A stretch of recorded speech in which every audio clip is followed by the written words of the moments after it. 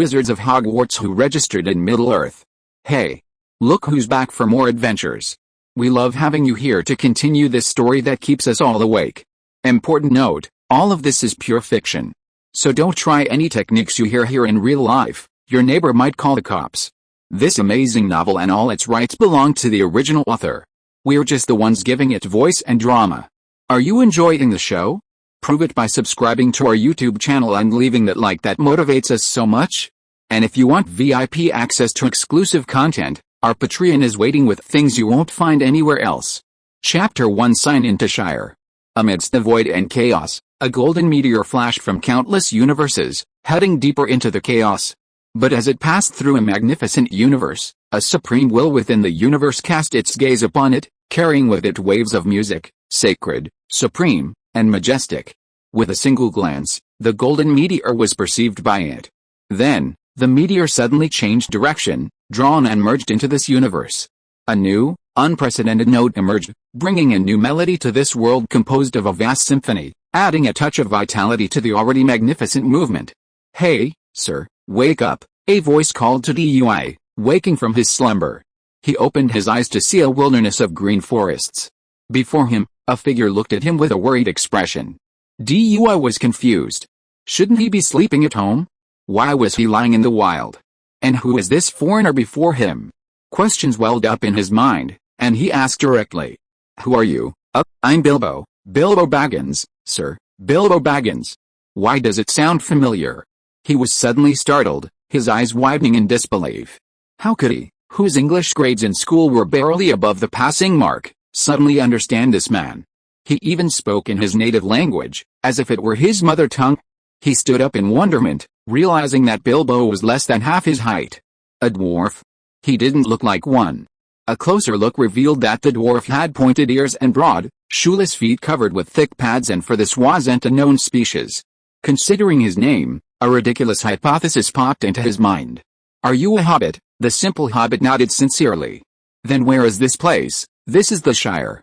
Hobbiton in the Shire, sir. Dewey was completely devastated. Oh my god, what was going on? How could he have just woken up and traveled through time, and to such a dangerous world?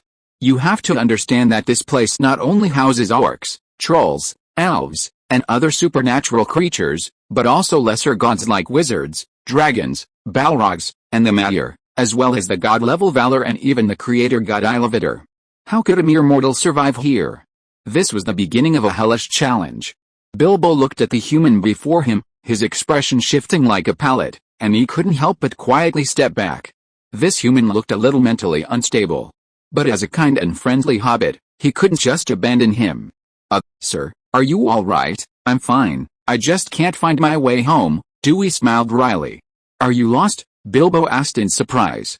Perhaps you could buy a map at the village, they sell maps outside the Shire. Dewey shook his head dejectedly. My home is far away. I might never reach it. Bilbo looked bewildered, somewhat unable to comprehend the distance he was talking about. But seeing this human enveloped in loneliness and sadness, the kind-hearted hobbit was at a loss, unsure how to comfort him. Sir, I mean, perhaps you would like to come and stay with me. Dewey looked up, a touch of surprise tinged with sadness.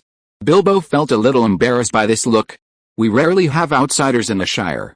If you have nowhere else to go, you could stay with me for a few days. Dewey's face lit up with gratitude, and he readily agreed. Thank you for taking me in, Mr. Bilbo Baggins.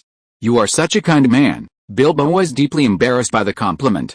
Well, then, please follow me, sir, he said. Slinging his fishing rod, which was more than twice his length, over his shoulder. He led the way, holding the bucket in his other hand. Dewey, walking behind, suddenly lost his sadness, and breathed a sigh of relief. While the emotion was genuine, it was mostly a show for Bilbo's benefit, simply to gain the hobbit's sympathy and shelter. After all, he had traveled alone to this strange world. Without shelter, he would likely be forced to sleep in the wilderness. And as far as he knew, Bilbo Baggins was, in a sense, one of the protagonists of this world. Whatever he planned for the future, he would have more opportunities and choices by his side. Along the winding path, he passed hobbit houses. These houses were very hobbit-like, mostly buried in the earthen mounds, their roofs framing the grassy hillsides. Round wooden doors painted in pale green, yellow, or blue, and fronted by lush gardens. They resembled rabbit burrows in fairy tales. Passing hobbits curiously poked their heads out of their gardens to examine the human following Bilbo. Uncharacteristically, Bilbo didn't even greet his neighbors, even quickening his pace. Dewey, on the other hand, didn't seem to mind the onlookers at all, smiling and nodding at the hobbits. The two of them arrived at a cavernous building at the end of the road. A wooden sign hung on the gate read Bag End. This was Bilbo Baggins' home. The gardens at Bag End were smooth and beautiful, clearly well tended by its owner. "I forgot to ask your name, sir." "What's your name?" Bilbo asked, remembering only after opening the door. "Dewey, or Dewey." Was about to say his own name when the name Dewey suddenly popped into his mind and slipped out of his mouth unconsciously. It was as if it had always been his name. What was going on? Dewey was shocked. When had he even acquired this name? Bilbo, not noticing Dewey's annoyance, reminded him as he entered the room, "All right, Dewey, keep your head down when you come in. After all, as you know, you humans are much taller than we are." Bang! Dewey, caught off guard, slammed his head against the beam, instantly clutching his head and yelping in pain. "Well, Mr. Dewey, are you all right?" Bilbo asked, a concerned, yet restrained smile. "I'm fine." Dewey rubbed his head and waved his hands. He didn't have time to think about it anymore. This hobbit cave was a little unfriendly to his height of 1.85 meters. He could only lower his head and bend over, fearing that he would bump into the beams again. Unable to figure it out, he simply stopped thinking about it and found a seat to sit down. Bilbo went straight into the kitchen and began to prepare to entertain Dewey. Hogwarts sign-in system, locating the Shire, Hobbiton, Bag End. "Do you want to sign in?" An entry appeared in front of Dewey out of thin air. "What the hell?" Dewey was startled. "What's wrong, Mr. Dewey?" Bilbo popped his head out of the kitchen. "No, it's okay." Dewey realized that the other party had not seen the entry in front of him, and immediately shook his head after realizing it. Chapter 2: Becoming a Wizard. After Bilbo retreated back into the kitchen, Dewey breathed a sigh of relief and turned to examine the entry seriously. Hogwarts check-in system? But what does that have to do with Middle-earth? If it's the Hogwarts check-in system, shouldn't I have been transported to the Harry Potter world? How did I end up in Middle-earth? Did I get transported to the wrong place? Dewey was filled with confusion and bewilderment. He tried to ask the system what it did, but it remained silent. The entry simply hovered before him, awaiting his decision. Unable to respond, Dewey could only tentatively ask, "Sign in." The entry flashed, the previous text vanishing, and a new line appeared, "Sign in successful. Magical talent unlocked. Congratulations on becoming a wizard." The next moment, Dewey felt as if a secret realm had been unlocked within him. A surge of magical energy surged from his body, rapidly dispersing throughout his limbs. Puff, he could faintly hear an invisible barrier within him being breached. The next second, the magical energy within him burst forth. In an instant, Dewey felt his body become light, floating as if weightless. The entire room, including the table, chairs, sofa, and teapot, was lifted off the ground. "Oh, my God," a startled voice echoed from the kitchen doorway.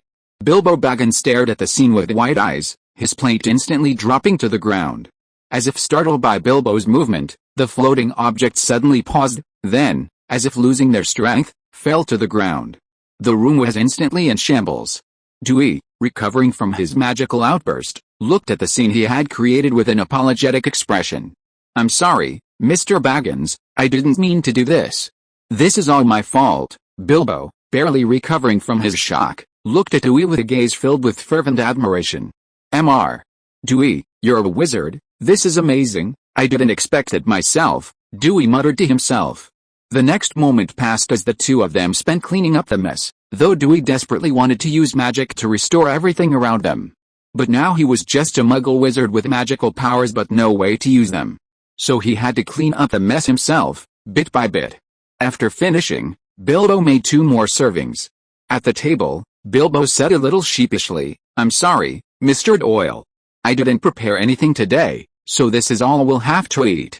Tomorrow morning I'll go to the market to buy groceries and prepare you the most sumptuous dinner for us hobbits." Noticing Bilbo's cautious attitude, Doyle smiled and shook his head, gently reassuring him, "Bilbo, can I call you that? You don't have to be so formal. You can just call me Doyle. And I want to thank you for taking me in, so why can't we just be friends?" Feeling Doyle's sincerity, Bilbo completely relaxed, a smile breaking across his face. The kind hobbit accepted Doyle's friendship without much hesitation. He happily extended his hand. "Nice to meet you, Doyle, my friend." Doyle smiled brightly and shook his hand. "I'm glad to meet you, too, Bilbo, my friend." The atmosphere in Bag End grew friendly and warm. Dewey asked Bilbo about the Shire and beyond. Bilbo was forthcoming. Although he had never been outside the Shire and knew little about the area beyond, he enjoyed reading travelogues and provided Dewey with a wealth of useful information. For example, from the Shire, there was a main east-west road eastward, passing Brandybridge, the Old Wood, and the Barrow Downs, leading to the men's town of Bree. Further east lay the endless moors, leading directly to the Misty Mountains. It was said that there was also a main north-south road southward from Bree, skirting the Misty Mountains and ultimately reaching Gondor, the southern realm of men. Furthermore, the current year was 1340 of the Shire calendar, or 2940 of the Third Age of Middle-earth. This was the year before Bilbo joined the Fellowship of the Lonely Mountain. This meant that the Hobbit would soon embark on his thrilling adventures. Before becoming a wizard, Dewey's primary goal was to survive. With the silent system in place, he began to consider whether to join the Lonely Mountain Fellowship. After all, the Fellowship would pass through various locations along the way, even elven territories. If he wanted to sign in at various locations, joining the Fellowship seemed like a good option. Late at night, after saying goodnight to Bilbo, Dewey lay down on his bed, which was a bit too small for him, the quilt barely covering his lower body. But it was midsummer, so there was no need to worry about catching a cold. Moonlight shone through the round window, blending with the dim candlelight. Listening to the chorus of crickets and frogs outside, Dewey's restless heart gradually calmed. Since he had arrived, he had to make the best of it. Unexpectedly landed in this strange yet familiar world, he had no choice but to strive to become stronger and survive. Dewey's mind went blank, and slowly, his consciousness faded, and he eventually fell into deep sleep. The next day, Dewey woke early. Listening to the faint snoring from next door, he stooped and tiptoed to the cylindrical living room, opening the circular door and stepping into the garden. He finally breathed a sigh of relief, feeling the gentle breeze and the fragrance of flowers. The hobbit houses were too low, and bending over all the time would probably give him back pain, if not back pain. Bilbo's Bag End nestled on the hill above Hobbiton. From here, the entire Hobbiton landscape was unobstructed. Hobbiton's landscape was beautiful, resembling a fairy tale town, with lush green grass and flowers. Even the trees and bushes were kept low, as if to please their owner. Dewey was so engrossed in the beauty that he almost wanted to live there permanently. After admiring the view, Dewey began to think about his upcoming tasks. Although he was now a wizard, he lacked a wand, a wizard's essential tool, and had never learned a single spell. Compared to an ordinary person, he was no more powerful than anyone else. Although, as a former Harry Potter fan, he could recite spells like Wingardium Leviosa, Expelliarmus, Petrify All, and even Avada Kedavra with ease, magic wasn't simply a matter of chanting a spell and having it work. It required a thorough understanding of magical theory, the use of a wand and hand gestures, and a mastery of the spell itself to successfully unleash its power. So, even after reciting the spell until his lips were nearly worn out, Dewey still saw no effect. Yet, Dewey didn't give up. He firmly believed that even without a wand or any prior spells, with a strong will, one could still create magical effects. How did Harry Potter, before even starting school, vanish the zoo's glass, allowing a python to escape and trapping his cousin Dudley inside? Even Neville, once considered a squib by his family, could, when faced with danger, bounce like a ball and fly great distances. While these weren't subjective spellcasting actions, Dewey believed that if he tried hard, he might be able to cast magic himself. Dewey focused his attention on a stone in the garden, concentrating his willpower, trying to make it fly. But after a long effort, his face flushed red, the stone remained motionless. Abandoning the heavier stone, Dewey chose a leaf as his training object. At first, the leaf also showed no sign of reaction. But as time passed, the leaf, without a single wind, began to stir, and under the influence of an invisible force, it swayed and slowly began to float into the air. Chapter 3 Magic Control. Success. Dewey's face lit up with joy. His concentration drifted, and the spell was interrupted. The leaf lost its support and fell to the ground. But Dewey didn't give up. He held his breath again, concentrating his mind and controlling the leaf to slowly rise. This time, it held its position longer than before, dancing in midair under his control until his concentration faded and it fell again.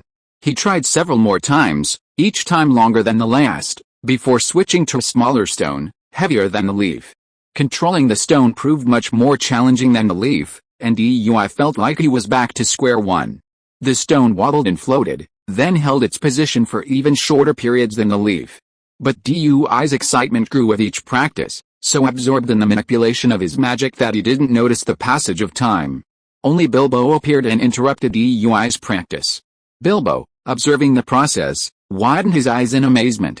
Dui, are you practicing magic? Dui nodded slightly, a little embarrassed. Strictly speaking, this wasn't magic, it was simply the simplest use of magical power to lift objects. Furthermore, the objects he could lift were incredibly light, even less powerful than a throw from the hand. It had no lethality at all. But to Bilbo, it was a truly miraculous ability. That's so cool. Bilbo looked at him with admiration, his expression incredibly excited. Dui, can you show me again? Please, as you wish. Being stared at with such admiration, Dui felt a surge of satisfaction, ready to show off to the hobbit before him. Then, under Dui's control, countless petals in the garden soared into the air, dancing around them in a dazzling display of beauty. Bilbo stared at the scene with his mouth wide open, awestruck. For the next few days, Dui spent most of his time practicing his magical control. He started with small leaves and pebbles, then progressed to being able to control objects weighing 10 pounds. And the duration of his control increased from 2 minutes at first to around half an hour now. He even began multitasking, attempting to control several objects to fly simultaneously. Of course, this was different from his previous manipulation of flower petals. That was only a brief magical manipulation, used to show off and scare those who didn't understand magic. Now, he could control several objects weighing several kilograms simultaneously, and for a considerable period of time. Consequently, objects could often be seen flying around in the living room at Bag End. At first, they were fragile objects, but as he became more proficient, they were also cups, teapots, and plates. Bilbo, who was initially shocked, had become accustomed to it. Sometimes, when he felt too lazy to move and didn't want to reach for something far away, he would simply call for Dui's help to fly it over. One day, Dui paused from his magical practice. Since the food stored at Bag End had been almost depleted by the two of them, he and Bilbo had to go to the village to buy food. The winding path down the hill led through the idyllic scenery of the Shire, where hobbits could be seen working in the fields. When the hobbits saw Dui, a man of noticeable stature, they stopped and looked at him curiously. Hobbiton held no secrets, and the news of a human's arrival at Bilbo Baggins's house had spread throughout the village. However, Bilbo Baggins was considered aloof and unsociable by the hobbits, so no one had ventured to Bag End to inquire about the news. Passing the stone mill and crossing the double-arch bridge, they soon arrived at the heart of Hobbiton. Unlike those at Bag End, the hobbit houses here were more human-like in architecture, though still low-rise and suitable for hobbit habitation. There was also a single inn, the Green Dragon, a favorite gathering place for the hobbits. The market was bustling with people, as hobbits hawked their wares and even bartered. Women bargained, while children happily weaved through the crowd. Dewey stood out in the crowd, drawing glances from everyone who passed. The adults' glances were subtle, but the children's were different. Several little hobbits gathered around curiously. One even scratched his clothes, his eyes clear and innocent as he asked, "Are you human?" Dui looked at the tiny creature, barely knee-high, and smiled, patted his head, nodding, "Yes." Bilbo, standing nearby, didn't want Dui to be looked down upon. He coughed dryly a few times, drawing everyone's attention, then puffed out his chest and declared, "Dui is not only human, he's a wizard." Wow! The little hobbits gaped in astonishment. The surrounding hobbits were also astonished, their curiosity tinged with a touch of awe. After all, wizards in Middle-earth have always been powerful and mysterious. But the children, ignorant of awe, pestered Dui even more curiously, wanting to see some magic. Dui didn't refuse. He gently tapped their hats, and the hats seemed to come alive, flapping their hoods and flying around them. The children exclaimed in amazement and ran joyfully after the hats. The adult hobbits, witnessing this, were equally astonished. Bilbo was delighted by this and coughed solemnly. "Well, Doi, we should be going. Doi nodded amusedly and followed the victorious hobbit. After Bilbo finished shopping at the market, Doi went to the only blacksmith shop in Hobbiton. The owner of the blacksmith shop was stunned by the arrival of a human, Doi, but then he stepped forward and said, "What can I do for you?" Doi looked around and found that most of the items sold here were either farm tools like hoes or items like kitchen knives and axes. "Do you sell any weapons here?" "Like longswords?" The owner gave him a strange look and shook his head. "Hobbits don't like to fight, and there's no market for longswords here, so we don't sell them here." Dewey was a little disappointed, but he continued to inquire, "How long would it take if I wanted to make one custom?" The owner shook his head again. "I'm sorry, sir. Although I'd love to do business with you, we've never forged longswords and have no experience at all. If you really want a good quality sword, I suggest you go to Bree, a town east of the Shire. It's the town of your kind, and they're very skilled in weapon forging. You might be able to find what you want there." Dewey shook his head. According to Bilbo, the distance from Hobbiton to Bree was about 135 miles, a walk that would take at least 6 or 7 days. He had no plans to go to Bree at the moment. Since he couldn't buy any weapons, Dewey simply selected 2 bone-chopping knives from the blacksmith's shop. Although the blacksmith shop owner said he couldn't forge weapons, the quality of the kitchen knives he forged was very good, especially the bone-chopping knives, which were thick and sharp and could easily chop through the bones of pigs, cattle and sheep. In the owner's words, "The kitchen knives he produced here can be used for a lifetime." Dewey expressed his doubts about this, but he still paid the money readily. As for the source of the money, Dewey naturally borrowed it from Bilbo. He was a poor guy, penniless, and now he was relying on Bilbo to live. He couldn't guarantee when he would be able to pay it back. But the kind hobbit didn't mind and didn't intend to ask him to pay it back. So Dewey was very lucky that the first person he met was Bilbo, otherwise he wouldn't be so relaxed now. Chapter 4: The Knife Comes. After buying the knives, Dewey reunited with Bilbo and returned to Bag End. On the way, Bilbo looked at the 2 boning knives Dewey had bought and couldn't help but ask curiously, "Dewey, why did you buy 2 boning knives? Don't we already have some at home?" Dewey, holding the 2 knives, assumed a chopping stance. "These aren't boning knives, they're my weapons. I'll use them to defend myself in the future." Bilbo opened his mouth, unable to connect him with the image of a wizard. "As long as you like them." Seeing Bilbo's look, Dewey's lips curled slightly. With a whoosh, the 2 boning knives flew out and plunged straight into an oak tree by the roadside, half buried in the trunk. Bilbo was momentarily stunned. Swords. Ugh, knives. The knives ripped free from the trunk and flew back to his hands in an instant. Bilbo was stunned. After his show of strength, Dewey left, looking like a master. But inwardly, he was sweating. The knife was stuck too deep, and it took a tremendous effort to pull it out, nearly hitting his face. What a close call. Back at Bag End, Dewey began a new round of training. He began focusing on manipulating the 2 boning knives, trying to make them work as if they were his own arms. Each of the knives weighed 2 pounds, just within the limits of Dewey's magical control. To achieve even finer control, he simply wielded the knives to chop wood. While this was difficult, and he could only hold out for a few moments at first, the longer he persisted, the easier it became to control the knives, and his speed improved. As a result, Dewey finished collecting firewood for Bag End early, even with some left over. Bilbo was delighted. After all, while hobbits loved life, they weren't above laziness. Stockpiling firewood before winter was always a daunting task. Now that he had finished ahead of schedule, he was naturally overjoyed. Watching the 2 bone-chopping knives whirling around Dewey, now almost invisible, their only sound piercing the air, Bilbo was filled with both wonder and worry. He worried that Dewey might lose control and get hurt. It was truly thrilling. The 2 knives danced swiftly around Dewey for half an hour before reluctantly returning to their sheaths at his waist. Dewey's control of the knives had reached unwavering perfection. Within a 5-meter radius of Dewey, the knives could strike instantly. This had dramatically improved Dewey's offensive power and given him a measure of self-defense. Furthermore, with continued control and practice, Dewey had even managed to levitate a 100-pound object, and for a sustained period. Bilbo was the first to experience the thrill of flight, being carried aloft by Dewey like a kite. The surrounding hobbits witnessed Bilbo's feat of soaring over the Hobbiton hills, and for a brief moment, he became a prominent figure in Hobbiton. Of course, Dewey, the instigator, also attracted attention. However, due to concerns about his identity as a wizard, No one dared approach him. However, the reputation of the wizard Doyle spread from Hobbiton to the entire Shire. Dewey had been living in Bag End for 2 months. One day, Dewey suddenly said goodbye to Bilbo. "Bilbo, thank you very much for taking me in for so long. I'm afraid I need to say goodbye." Bilbo was a little taken aback. "Dewey, have I been in any way inappropriate to you that you're leaving so suddenly?" Seeing the hobbit tense, Dewey quickly bent down and patted his shoulder soothingly. "Don't worry, my friend. You've done well. This isn't your fault. I'm just going to go somewhere else and explore.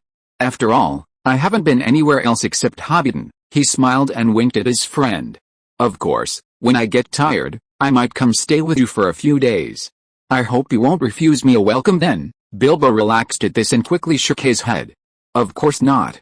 You're always welcome here, Da'il." "Still," he asked with some concern, "Da'il, where are you going?" Da'il shook his head. "I don't have any plans yet. I'm planning to explore as I go. But I'm not planning to go too far, so I'll probably explore the Shire." The Shire wasn't big, but it wasn't small either. Besides Hobbiton, there were many other towns where hobbits lived. He planned to see if he could sign in. "By the way, Bilbo, you should be familiar with the Shire. Any recommendations?" Hearing that Da'il was traveling within the Shire reassured Bilbo. He quickly went to the study, rummaged around, and found a map of the Shire, which he placed on the table. "Da'il, since you're traveling within the Shire, my first recommendation is Big Hollow. It's the Shire's capital and a must-see," Bilbo said, pointing to a marked location west of Hobbiton on the map. According to Bilbo's explanation, the Shire was divided into 4 districts: east, west, and south. Hobbiton, located in the center of the Shire, belonged to the west. Also belonging to the west was Big Hollow, the Shire's capital. Big Hollow was the seat of the Shire's mayor's office and the region's commercial and trade center. With a main east-west road running through it, transportation was convenient. "Alright, let's go to Big Hollow first," Dewey decided. Although reluctant, Bilbo sent Dewey off. Before leaving, he packed a large bag of food and a bulging bag of silver coins for Dewey, enough for the next few days. Although Dewey wanted to refuse, he was penniless, so he accepted Bilbo's offer, silently cherishing the friendship. Rejecting Bilbo's offer to take him to the village, Dewey cast a levitation spell on his bag and, carrying the weightless bag, embarked on his journey alone. After arriving in town from Bag End, Dewey didn't stop, heading west along the east-west road that passed through the area. The road is flat, with beautiful pastoral scenery along the way, and occasionally there are hobbit merchants or travelers passing by. They are also very curious about Dewey, a stranger who is obviously a human. Dewey's pace is not slow, but it still took a whole day to finally arrive at Big Hole Town before nightfall. The architectural style of Big Hole Town is different from that of Hobbiton. Compared with Hobbiton, the buildings here are taller and larger. Most of the houses are built with wood, stone and rock, and it looks more like a city. When entering the city, all the hobbits around focused their eyes on this tall human. One of the hobbits with a mustache took the initiative to come up, with a blue feather on his hat. "Stranger, where are you from? What's the matter with coming to our Big Hole Town?" Chapter 5 Standard Spells. Hearing the tone of voice that sounded like an interrogation, Dewey looked at him in confusion. "Hello, may I ask who you are?" "I'm Robin Smalbone, the sheriff of Big Hole." Dewey was a little surprised to meet a hobbit policeman. "Hello, Sheriff Robin, I'm Doyle. I've just arrived from Hobbiton and am planning a tour of the Shire. Are you the wizard Doyle?" "Sheriff, you know me. Well, the news of a wizard coming to Hobbiton has spread throughout the Shire. I didn't expect you to come to Big Hole," the sheriff explained, realizing his situation. Upon learning Dewey's identity, Sheriff Robin's demeanor changed drastically, and he welcomed him warmly. Sheriff Robin led Dewey to the town's only inn, the Bird and Baby Inn. Besides the odd name, the height of the building was also a bit unpleasant for him. Standing up straight, his head would easily hit the roof. The bed was also a bit small for him, so the innkeeper had to push 2 beds together just enough for him to stretch his legs out. Hogwarts sign-in system, locating to the Shire, Big Hole. "Do you want to sign in?" The system entry reappeared. Dewey, overjoyed, quickly shouted, "Sign in successful. Congratulations on receiving the Hogwarts First Year Charms textbook, Standard Spells for Beginners." A phantom spell book materialized out of thin air, floating before Dewey. He noticed that the pages turned at his will and eagerly opened the book. The first-year charms textbook wasn't complex, containing only 5 basic and simple spells: luminescence, levitation, fire, unlocking, and repairing. They lacked any offensive power. But DUI was deeply satisfied. This was his first encounter with spells since his time traveling. Previously, he had only magical powers, relying on the most rudimentary methods, using them to control objects. While it looked similar to the levitation charm, it was incredibly demanding, requiring no distractions while controlling the attack, requiring complete concentration on the chopping knife. This meant that when controlling the bone-chopping knife against his enemies, he was a sitting duck if he couldn't focus. A spell, however, was like a stable anchor. Besides requiring concentration at the moment of casting, after successfully casting, he only needed to maintain the output of magical power. The effect of the spell was remarkably stable. DUI briefly flipped through the spell textbook and began with the simplest luminescent charm. After carefully reading and memorizing the spell's principles, techniques, and movements, DUI began to attempt to cast the spell. Luminescent, lacking a wand, DUI simply imitated the movements of his wand with his bare hands. The first attempt failed. DUI wasn't disappointed. After all, even the simplest spell, cast without a wand, is considered wandless casting. Wandless casting is a highly advanced technique, mastered by only powerful wizards.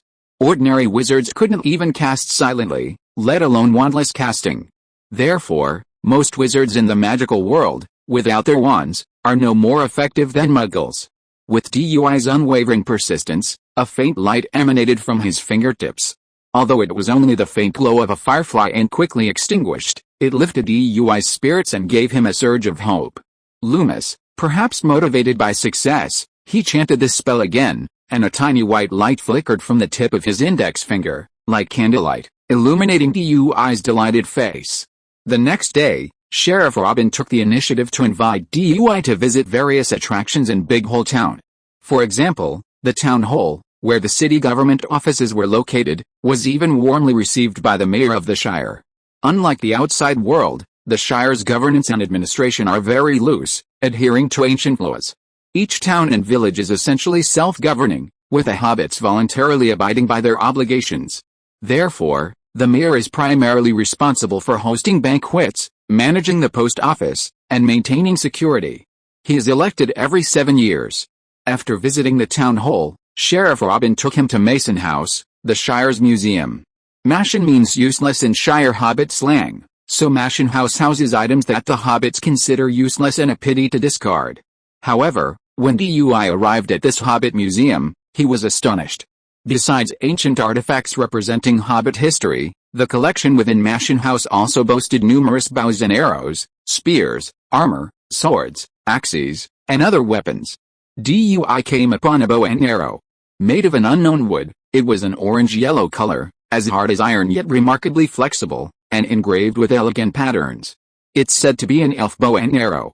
It's been here for a long time. Sheriff Robin, noticing his interest, offered to introduce it. DUI was astonished. He had never expected an elf bow and arrow to be housed here. Sheriff Robin then showed him several pieces of armor and axes said to be forged by the dwarves.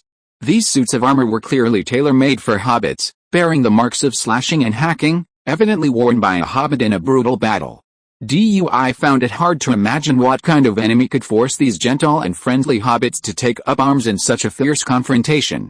Finally, DUI stood before a suit of gleaming silver mail. Woven with countless silver rings, it resembled a vest, supple yet remarkably strong. However, DUI noticed that the vest was large, more suited for someone of DUI's stature. It's said to be mail forged by the dwarves, incredibly strong, unbreakable by swords or fire. But we hobbits can't wear it, so it's kept in Mason's house, Sheriff Robin explained. DUI, looking at the mail vest, was deeply tempted. He was now a fragile wizard and desperately needed a protective shield. Sheriff Robin, I need this mail. Is it for sale? Sheriff Robin shook his head. I'm sorry, but while the contents of Mason's house are useless, they are the public property of the residents of Big Hole. If Wizard Doyle wishes to possess them, he'll likely need the consent of the entire town. Doyle was a little disappointed. But then Sheriff Robin changed the subject and said, with a smile, however, Wizard Doyle, If you can demonstrate your magic at a banquet, I think everyone will be happy to agree to your request. What banquet? In 5 days, it will be the 1200th anniversary of the founding of Big Hole. The entire town will be celebrating at the Big Hole Hall. You're most welcome to join us." Upon hearing this, Doyle agreed without hesitation.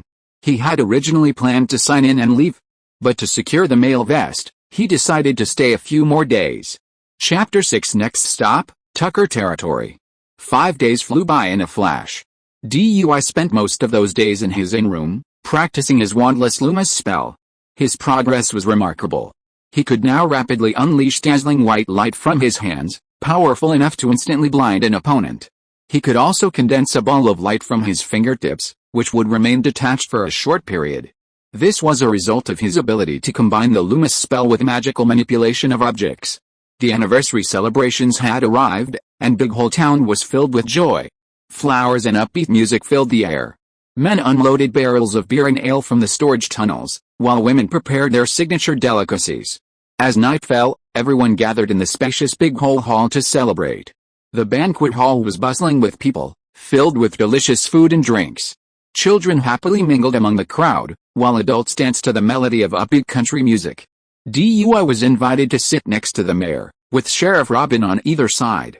The mayor, a highly respected figure in Big Hole Town, rose and delivered a lengthy speech, then ushered Dewey out from beside him. "Welcome. Let us welcome Wizard Doyle to our feast. This is equally worthy of celebration." Under the gaze of 1,000 curious eyes, Dewey rose with a smile. It was his first time seeing so many hobbits at once. The hall was tall enough for him to stand upright, so standing up and gazing at the hobbits, each only half his waist high, felt like he had stumbled into Lilliput. As the feast reached its climax, the mayor, his cheeks flushed with wine, made a request to Dewey. "Wizard Doyle, would you be so kind as to demonstrate the wonders of magic on this joyous occasion?" Sheriff Robin, standing nearby, winked, evidently having already consulted with the mayor. Facing the glittering gazes of the crowd, Dewey's lips curled up and he nodded. Of course, he clasped his hands together, and under the expectant gazes of the crowd, a dazzling light emanated from his palms. Just as everyone was about to be blinded by the brilliance, he clapped his hands vigorously, and the light exploded and scattered, transforming into countless points of light that scattered across the banquet hall. "Wow!" Everyone stared in astonishment. The bravest children even reached out to grab a point of light, dancing with joy. "What amazing magic!" the mayor exclaimed. The other hobbits also looked at the wizard above in amazement. Seeing this, Dui took the opportunity to ask for the Mansion House mail vest. The mayor immediately asked everyone at the banquet for their opinions. As expected, no one objected. After all, Mansion House items were useless to the hobbits, and it would be a pity to discard them. No one objected to giving it to Dui, the wizard. So the mayor decided to give Dui the mail vest for free as a reward for his magic display. Both parties were delighted. Day, overjoyed to receive the mail vest, let go of his inhibitions and immersed himself completely in the atmosphere of the banquet. During a toast with the mayor, Sheriff Robin, and others, Dui successfully got drunk for the first time. "Wizard Doyle, are you really not going to stay a little longer? The midsummer banquet is coming up soon, and it would be a shame if you didn't attend." On the second day of the banquet, Sheriff Robin tried to persuade him to stay. Dui shook his head. "I'm sorry, Sheriff Robin. The hospitality of Big Hole Town is indeed overwhelming, but I must continue my journey." He had already obtained the mail vest he had requested, and now that he was wearing it, he no longer needed to stay. Speaking of the mail vest, Dui couldn't help but feel elated. The mail vest offered exceptional protection. Dui wielded 2 boning knives and chopped them hard, but failed to leave a single mark on it. Instead, the blades of the boning knives were left with a large nick. Now wearing it, he felt a great sense of security. His attempts to persuade him to stay were fruitless, and Sheriff Robin gave up. "In that case, I can only wish you a safe journey. Thank you, and goodbye, Sheriff Robin." After bidding farewell to Sheriff Robin, Dui left Big Hole Town and headed south. His next destination was Tucker Town, also known as Tucker Territory. The reason Dui remembered Tucker Town was that it was the hometown of Pippin, one of the 4 hobbits in the future Fellowship of the Ring. Tucker Town was not too far away, and Dui arrived in half a day. Unlike most hobbit towns built beside valleys and rivers, Tucker Town was built on top of a hill, overlooking the entire western part of the Shire. The entire Tucker town looked more like a fortress, and there were even militias patrolling and guarding the town. DUI was questioned by the militia as soon as he arrived. "Who are you? What are you doing in Tucker town?" Looking at the alert and vigilant hobbit militia, DUI didn't care. "I'm the Wizard Oil. I've just arrived from Hollow Town and I'm planning a visit." The soldier gave him a skeptical look, then said, "Please wait," and hurried into the city to report.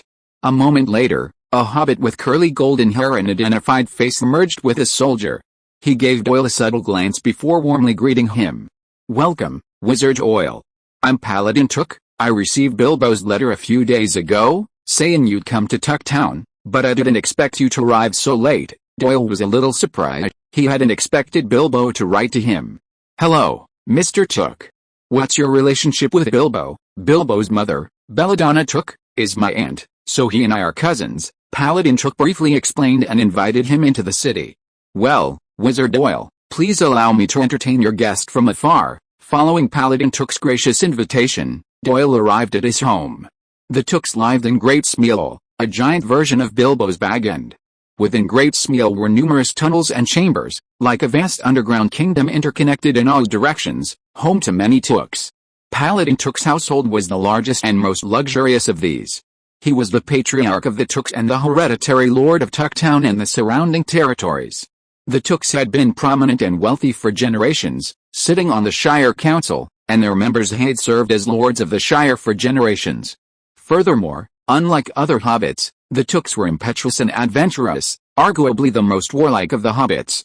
This was why Bilbo Baggins was chosen by Gandalf to join him on the expedition to the Lonely Mountain. He was half Took, and shared the adventurous gene, Hogwarts sign-in system, locating Shire Take Town. "Do you want to sign in?" As soon as DUI entered the Took family's big Smeal, the system entry appeared in front of him. Chapter 7, Mischief Spell. Glancing at Paladin Took beside him, DUI silently said, sign in successfully. "Congratulations on receiving mischief spells. Bring a little joy to your life." Mischief spells? DUI was captivated by the name of the magic book. However, considering he was in someone else's presence, he put the book away for now, planning to read it later when he had some alone time. "This is my wife, Rosalie. This is my son, Paladin II." Paladin Took introduced his wife and son to DUI. "Nice to meet you. I'm the Wizard Oil," DUI said with a polite smile. However, his attention was focused on the 7-year-old Paladin II. This must be Pippin's father. Like his father, he had curly golden hair, even his feet were covered in golden fur. He didn't meet the future members of the Fellowship of the Ring, but he got to know his grandfather and his father, who was still a child. It was a strange fate. Paladin's wife, a gentle woman, served DUI snacks and tea, then went into the kitchen to prepare a sumptuous meal for the guests. Paladin II, however, was a lively and active child. He looked at the tall wizard with curiosity, listening to his father's conversation, his eyes darting around, revealing his restless nature. "Wizard DUI, what kind of magic do you know? Don't be so rude, Paladin," Paladin scolded, then apologized to DUI. DUI smiled and shook his head, indicating that he didn't mind. Performing magic had become a regular part of his routine wherever he went. He even thought that once the money Bilbo had given him ran out, he might consider making money from it. DUI raised his hand slightly, and the little paladin across from him levitated. The little paladin exclaimed in surprise, then danced with joy in midair. Paladin watched in awe, speechless for a long time. In the evening, after a warm welcome from the Took family and a sumptuous meal, DUI was allowed to rest in the guest room. Finally alone, DUI couldn't wait to recall the rewards of his day's sign-in. He flicked open mischievous spells, and his eyes lit up the more he read. As the title suggests, the book contains 5 mischievous spells: teeth like bludgeons, tarantella dance, grinning mouth, burning fire, and leg lock. The teeth like bludgeons spell causes the victim's front teeth to grow continuously until they reach the ground, rendering them speechless. The tarantella dance forces the victim to dance endlessly, forever unless the spell is broken. The consequences are similar to Andersen's fairy tale of the red shoes. The grinning mouth causes the victim's body to twitch and burst into laughter, becoming paralyzed and unable to move. If the spell isn't broken, the victim will die from laughter. Burning fire causes the victim's skin to feel as if it were being burned, causing severe pain and a burning sensation. The leg-locking charm, on the other hand, would glue the legs together, preventing walking and forcing them to hop. While these spells might seem insignificant, intended only for pranks, they could have a truly remarkable effect when used on non-magical individuals. Reading the book, Dewey longed to try out the prank spells, but considering he was still in someone else's house and had no one to practice on, he had to put it aside for now. Over the next few days, through Paladin Took's introduction, Dewey met other members of the Took family. The Tooks were a large clan, numbering hundreds, all living in Great Smeal House.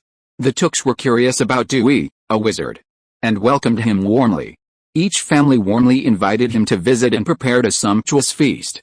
In Great Smeal's banquet hall, a lively Took family banquet was underway.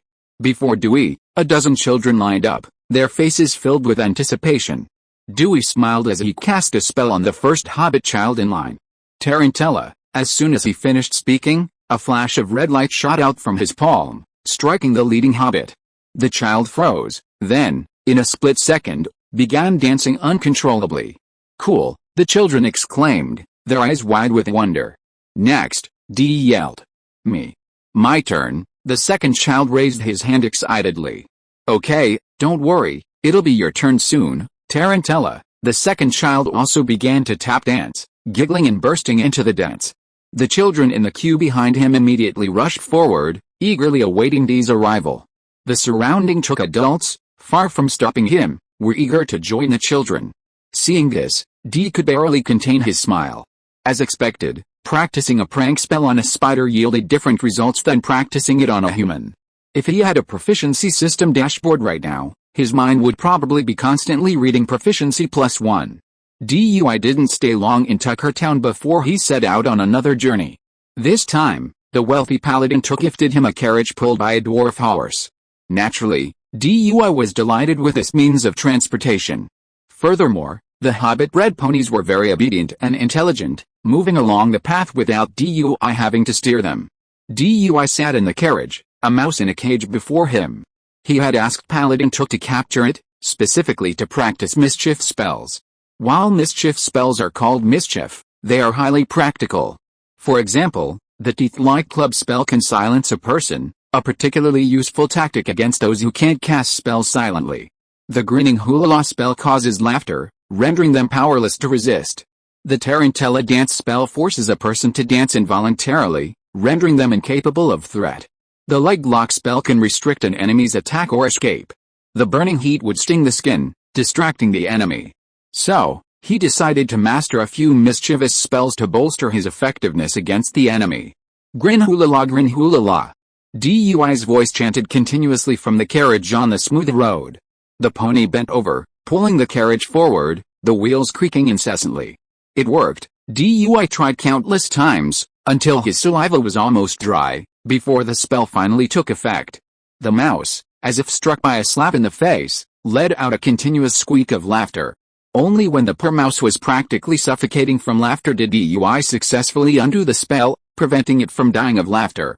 While he pulled on the reins, slowing the horse. Dewey looked at the green meadows lining the road, which had unknowingly transformed into endless fields of tobacco leaves. He looked up and gazed into the distance. Are we almost reaching Changu Town? If you are listening to this novel on a channel other than Fanfic World, it means it was downloaded and re-uploaded without effort. We warmly invite you to visit our channel, Fanfic World. There you will find the original version of this story and many other novels of various genres. We look forward to seeing you dive into a world of incredible novels. Chapter 8 Herbalism. Dewey continued on his way. After climbing a hill, he came upon a small town. This was Longvale. The hobbits of the Southern Shire were masters of tobacco cultivation. Longvale, in particular, was a representative center of tobacco cultivation and trade for the entire Shire. Longvale's tobacco was exported far and wide, favored by dwarves, rangers, and tourists alike. The wizard Gandalf the Grey was a devoted fan of Longvale tobacco, never leaving his cigarette. The hobbits of Longvale were even more relaxed than those in Hobbiton.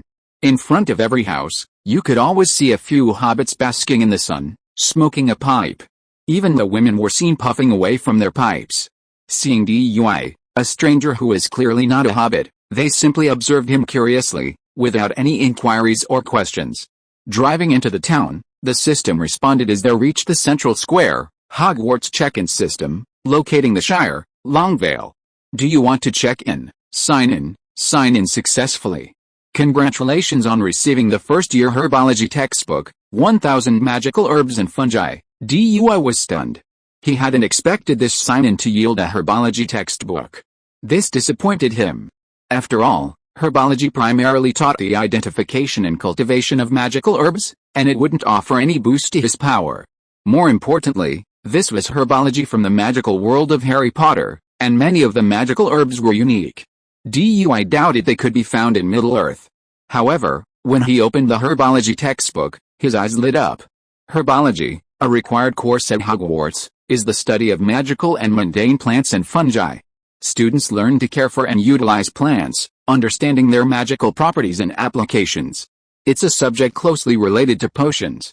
DUI had initially assumed 1000 Magical Herbs and Fungi was simply a popular science book about magical plants. But to his surprise, the book not only covered magical plants and how to care for them, but also included methods for cultivating ordinary plants into magical ones. For example, the commonly used Dictamini essence in the magical world is extracted from the Dictamini plant. It can quickly heal wounds and is a common household potion. When Ron split apart during apparition, Hermione used Dictamini essence to heal him. Dictamini plants are not rare, they are also common in the Muggle world and used for medicinal purposes. The magical Dictamini essence's miraculous healing properties are due to wizards' ability to cultivate ordinary Dictamini plants into herbs with magical properties. Furthermore, magical herbs generally have corresponding plants in the mundane world, the only difference is whether they possess magical properties. This step requires cultivation based on herbal knowledge. According to the book, magical plants can be grown naturally or artificially. Natural magical plants generally grow in areas with strong magical energy, such as the Forbidden Forest at Hogwarts. Artificial cultivation can be divided into several types. The simplest involves collecting feces from magical creatures like dragons and moonbeasts. When ordinary plants absorb this feces, there's a high chance they will transform into magical plants. The second method is to cultivate with potions, which is fast and has a high transformation rate. The only limitation is that one must know how to make potions and consider the cost. The third method is for wizards to cultivate with magical power. However, this method is time-consuming and labor-intensive, with low yields. Few wizards are willing to expend so much magical power just to grow a few plants. Therefore, this third cultivation method has been largely eliminated by the magical world. However, for DUI now, this third method is the most suitable. After all, if he wants to make potions in the future, he will inevitably need magical herbs. DUI originally planned to leave after signing in at Longvale, but the advent of herbalism changed his mind. Longvale is not only a town that specializes in tobacco cultivation, but also has a thriving tobacco trade. DUI went to a tobacco shop and bought a large bag of Longvale leaf, Bilbo's favorite tobacco, for him. "Boss, do you know where I can buy a live white fresh tobacco?" DUI asked the shop owner. "What do you want Baggins for?" "No one wants it even if you give it away." The boss gave him a strange look, but, true to his customer-first business philosophy, he still offered some advice. "If you really want it, you can look for it in the valleys shady behind the eastern hills. They're everywhere there, I see." "Thank you for the tip." When DUI left Changu town, his carriage had a pack of tobacco and 2 pots of bacon. The bacon were still young sprouts, freshly transplanted from the mountains, and looked a little limp. DUI's next stop was Waziton, located in the eastern district of Shire. Waziton was close to the east-west avenue and next to the Brandywine River, but quite far away. So, for the first time, DUI spent the night outdoors. At midnight, the moon reached its highest point. Bathed in the moonlight, DUI reached out and gently pinched the young bacon sprouts, then continuously channeled his magic power into the bacon. According to the cultivation method in the herbal medicine textbook, he needed to water the white fresh with magic power every midnight, when the moonlight was brightest, until the white fresh was fully mature, and then extract the white fresh essence.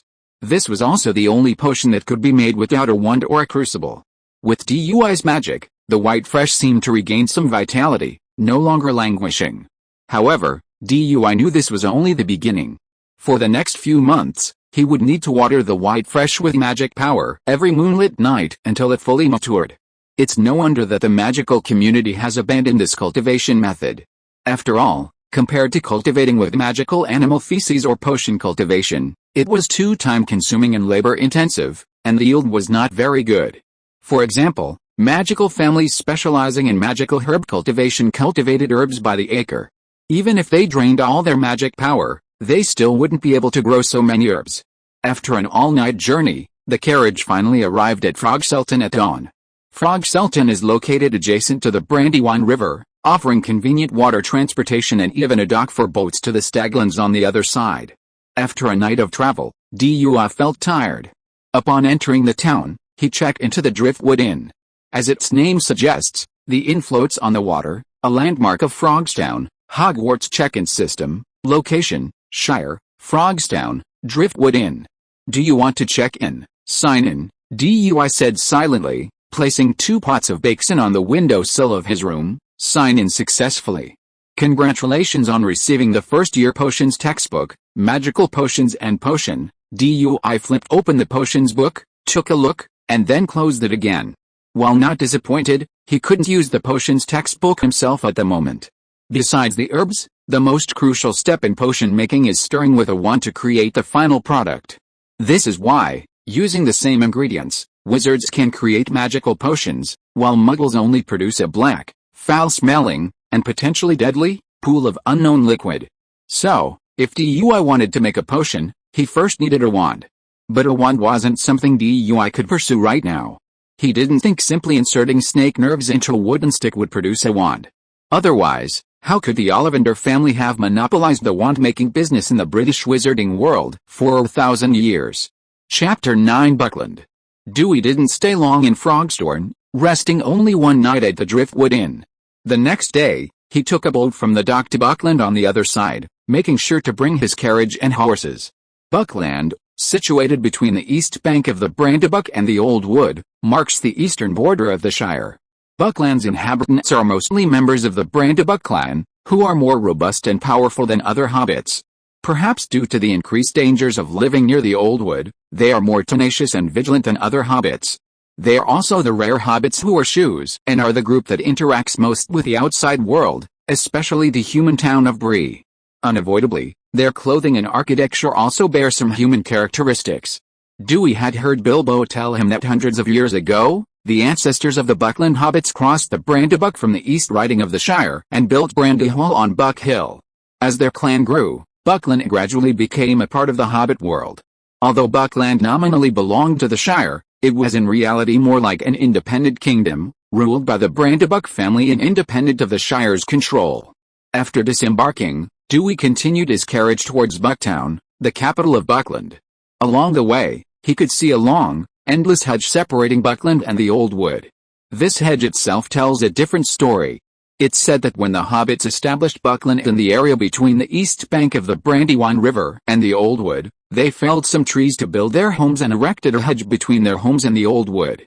This action resented the Old Wood's trees, who, unlike those elsewhere, were capable of thinking and moving. The Old Wood's trees attempted to cross the hedge and invade Buckland. The hobbits retaliated by felling hundreds of trees and setting fire to the overgrown wood, creating a vast clearing between the hedge and the Old Wood. This further deepened the hostility of the Old Wood towards the hobbits, and the conflict between the two sides escalated. The trees of the Old Wood would attack passers-by and cause those entering the forest to lose their way. The hobbits of Buckland, fearing and wary of the trees of the Old Wood, never attempted to climb over the hedges and enter the Old Wood. Dewey was deeply curious about the trees of the Old Wood. Although he had no idea about wands at the moment, he knew that wand making consisted of two parts, the shaft and the core.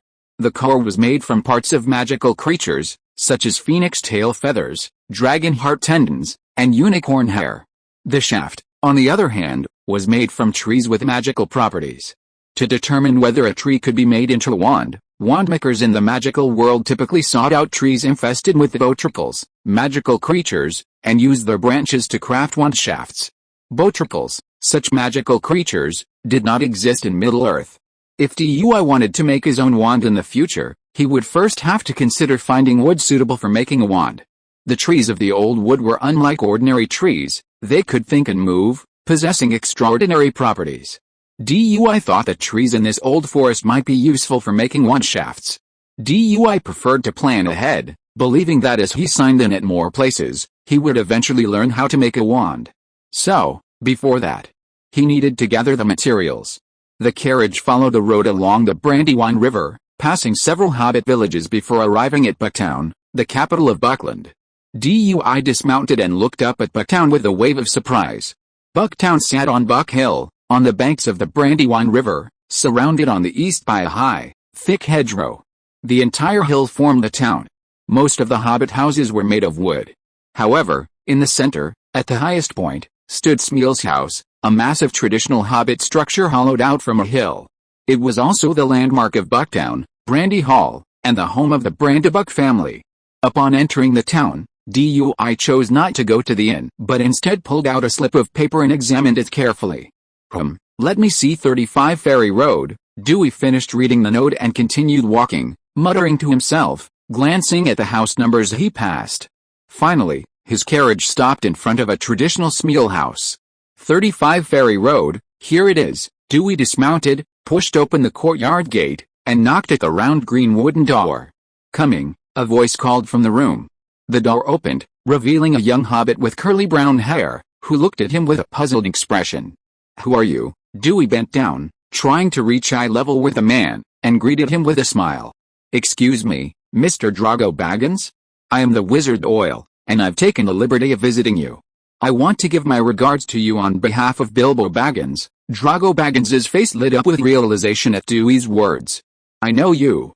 Bilbo wrote to me not long ago, saying you might come to Buckland. Come in. He stepped aside, welcoming him warmly. Bilbo Baggins's home bore a resemblance to Bilbo's bag end.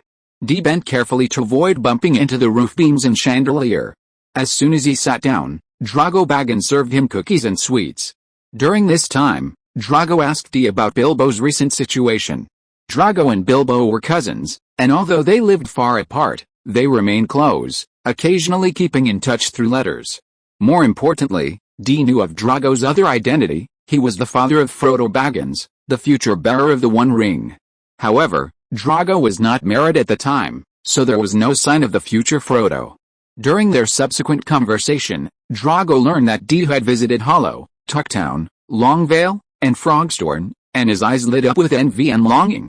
Hobbits disliked traveling, and even within the Shire, communication between villages and towns was rare.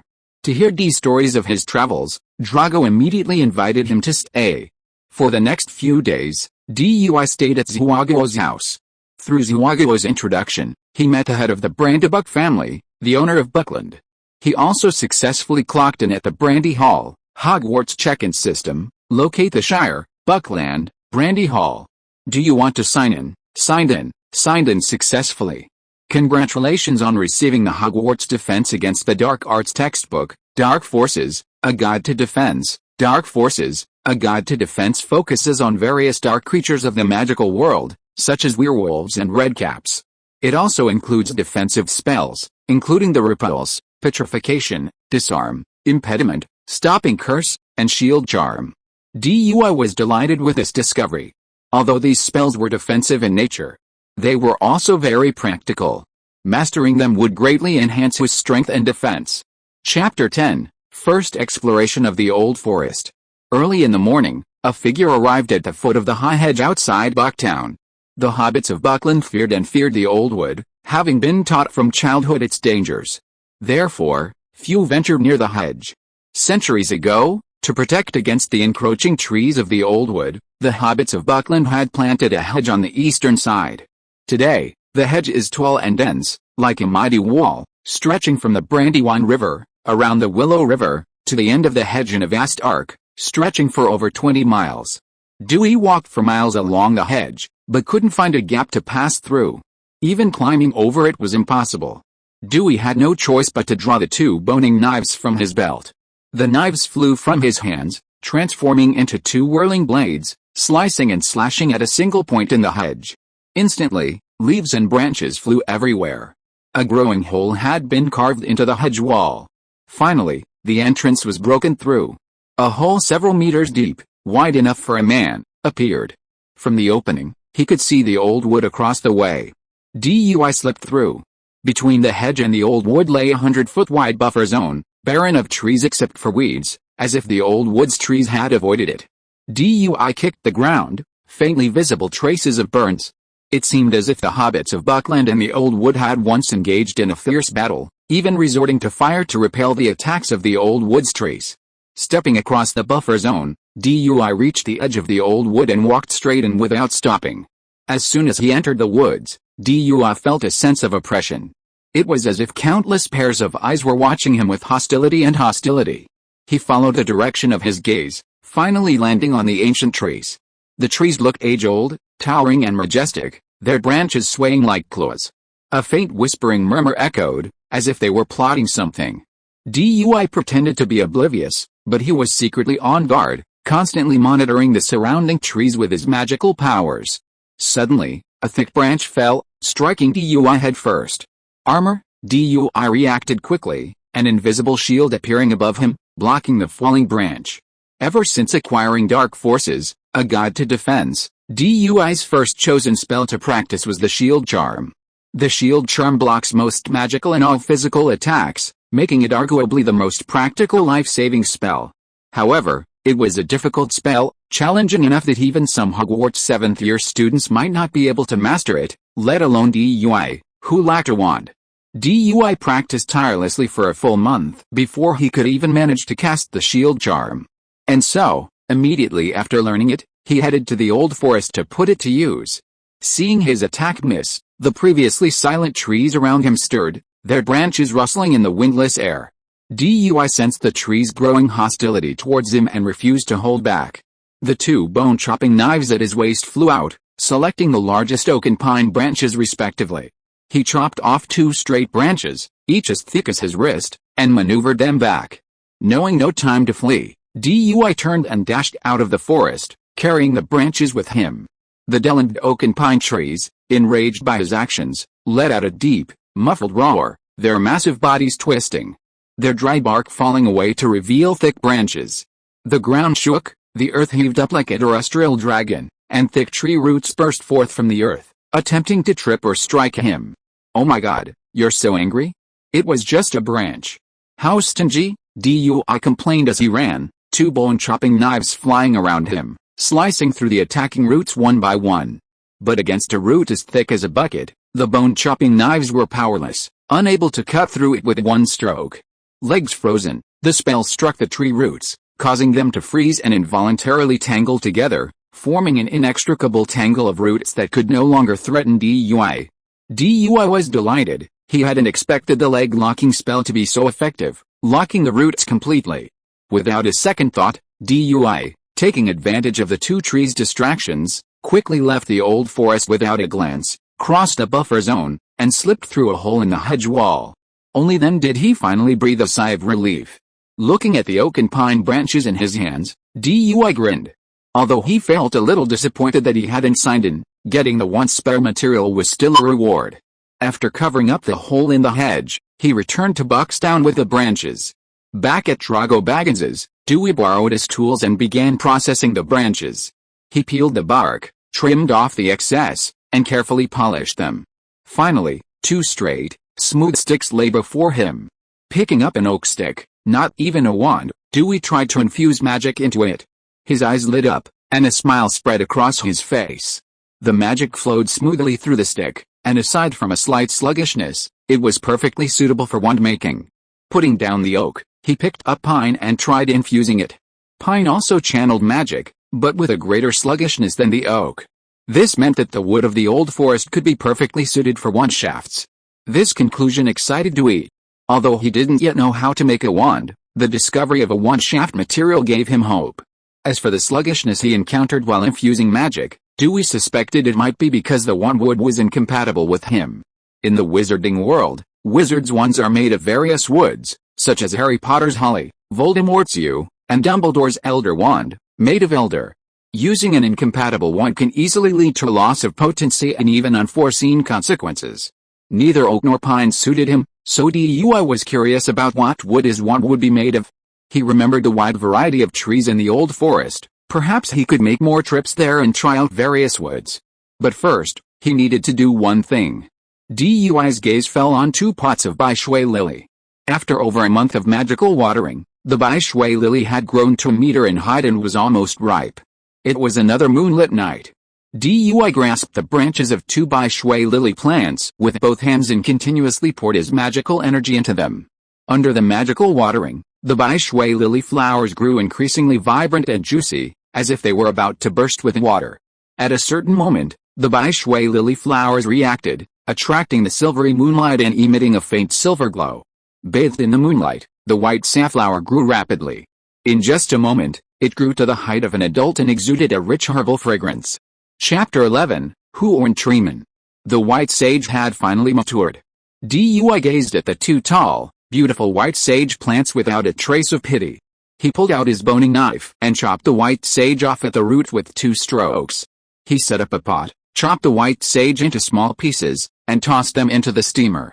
Once the white sage was thoroughly cooked, Dui stopped the heat and filtered the residue through a filter cloth, leaving only the liquid. He then resumed the simmering process until the liquid evaporated, leaving a thick layer of green paste at the bottom of the pot. This was the white sage essence, a common potion in wizarding households.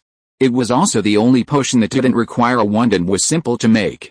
Yet, its healing properties were remarkable, capable of healing most wounds, except those caused by the dark arts.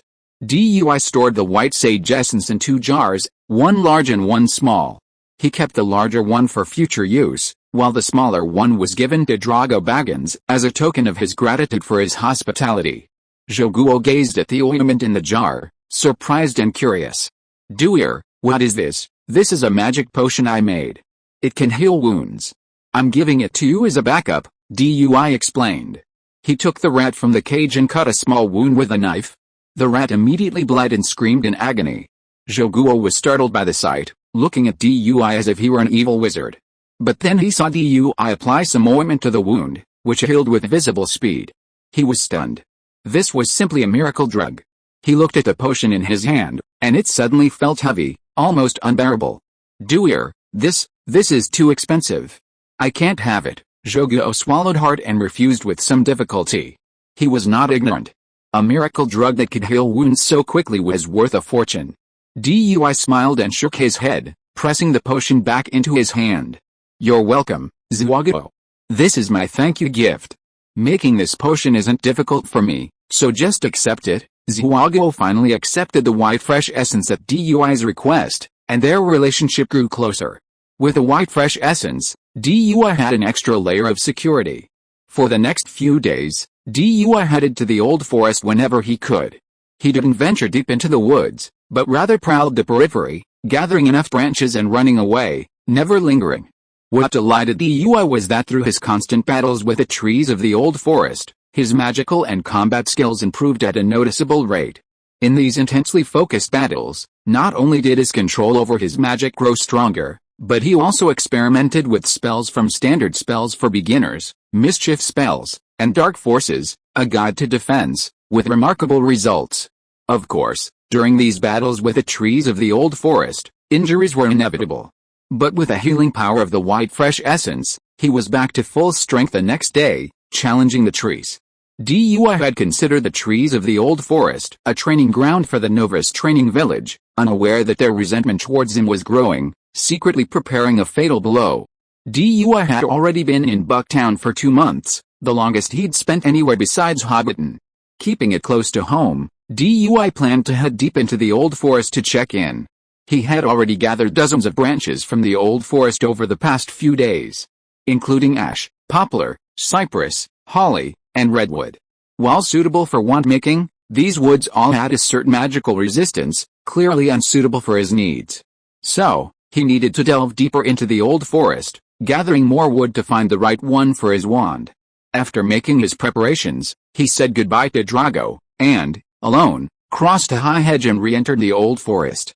As soon as he entered, Dui sensed something was amiss. This time, the old forest was remarkably quiet. It wasn't like last time, when the system would attack him frantically upon seeing him. Knowing something was amiss, Dui became alert, but he didn't retreat. He continued walking deeper into the forest, but the system still didn't respond.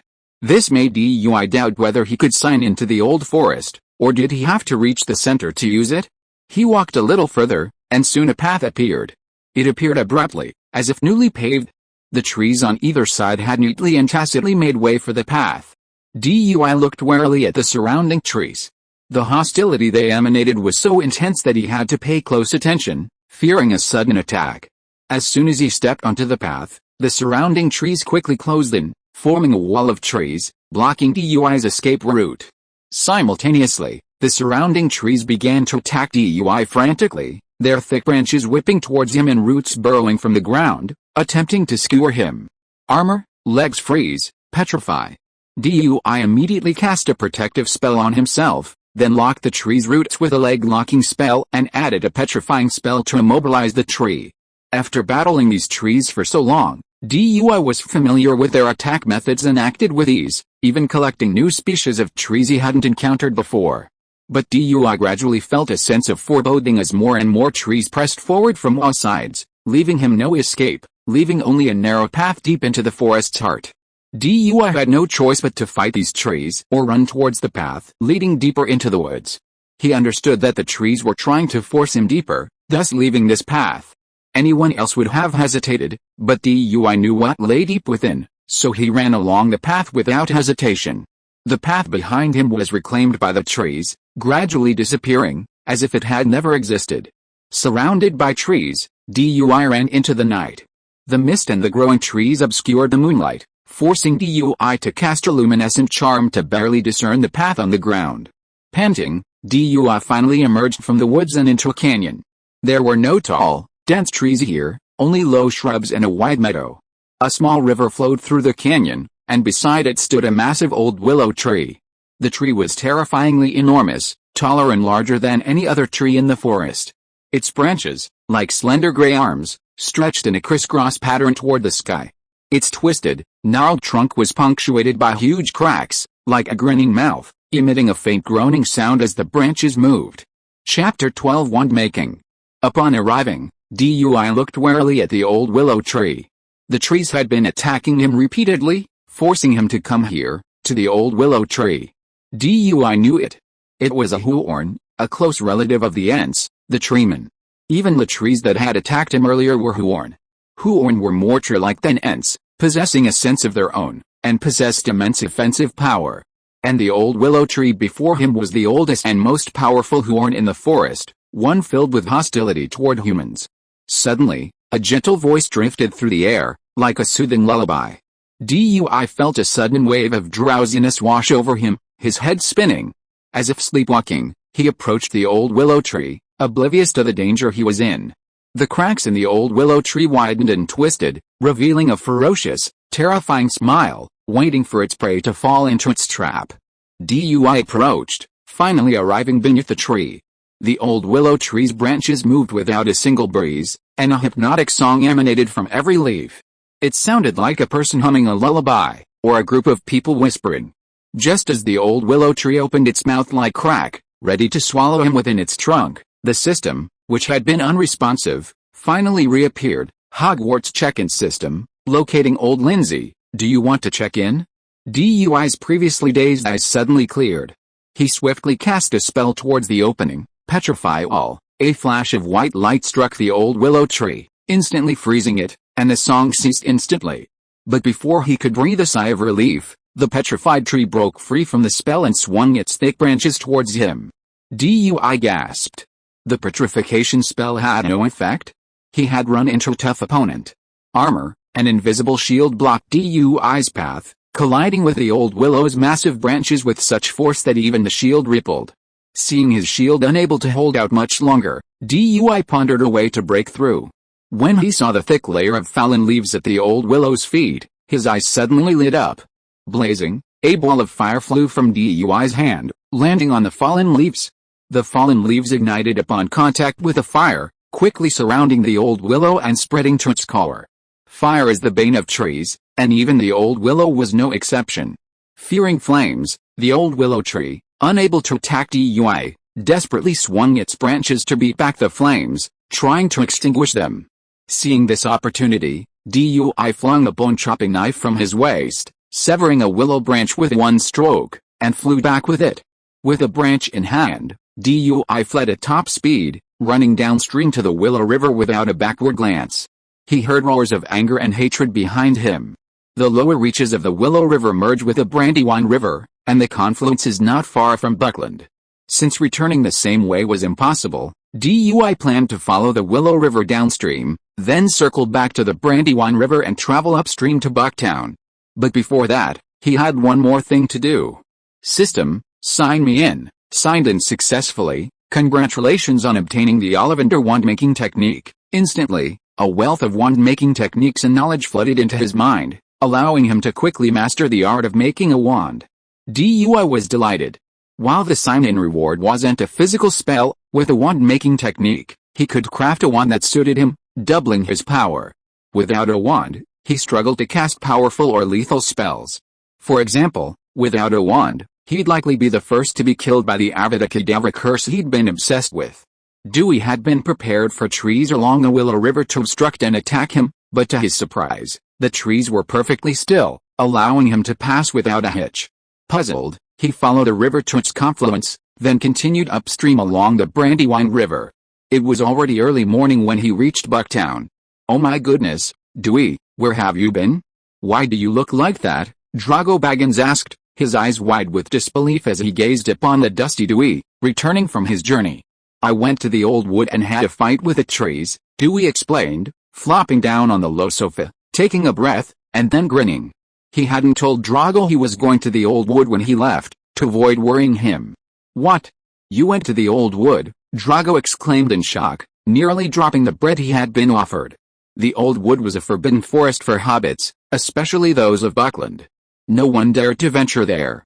The thought of Dewey venturing there alone terrified him. After the shock wore off, he quickly examined Dewey, making sure he hadn't lost a single body part. Only then did he breathe a sigh of relief, but still worriedly asked, "Are you okay?" Dewey smiled and shook his head. "Have you forgotten I'm a wizard? Don't worry about me. I'm not the one suffering this time." After comforting Joguo, Dewey didn't immediately go to bed after breakfast. Instead, he began processing the wood he had brought back. This collection included more than a dozen types of wood, including chestnut, alder, laurel, and elm, as well as a branch from an old willow tree. He began by testing the chestnut wood for compatibility with his magic, but the results were always somewhat sluggish, suggesting it wasn't the best wood for his wand. It wasn't until he came to the branch from the old willow tree that a smile of joy broke across Dewey's face. The old willow branch not only had the highest magical properties of all woods, but was also the wood that best suited him. His magic flowed most smoothly and quickly through the willow wood. What a surprise! He had finally found the material for his wand shaft. All that was left was to find the right wand core and begin crafting his own wand. It was a stroke of luck, though.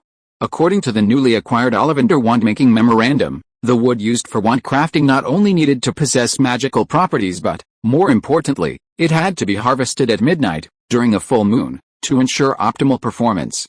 This was why wands crafted by the Ollivander family performed better than those crafted by other wandmakers.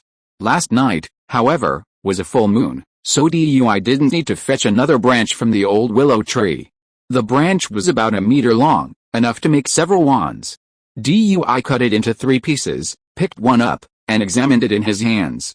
His mind instantly grasped its ideal shape and size, and he instinctively knew how to craft it.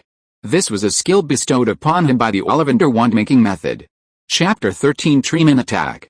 As the saying goes, if you want to do your work well, you must first sharpen your tools. Dewey made a special trip to the blacksmith shop in Buckstown and commissioned the hobbit craftsman to create a set of tools for carving a wand according to his drawings.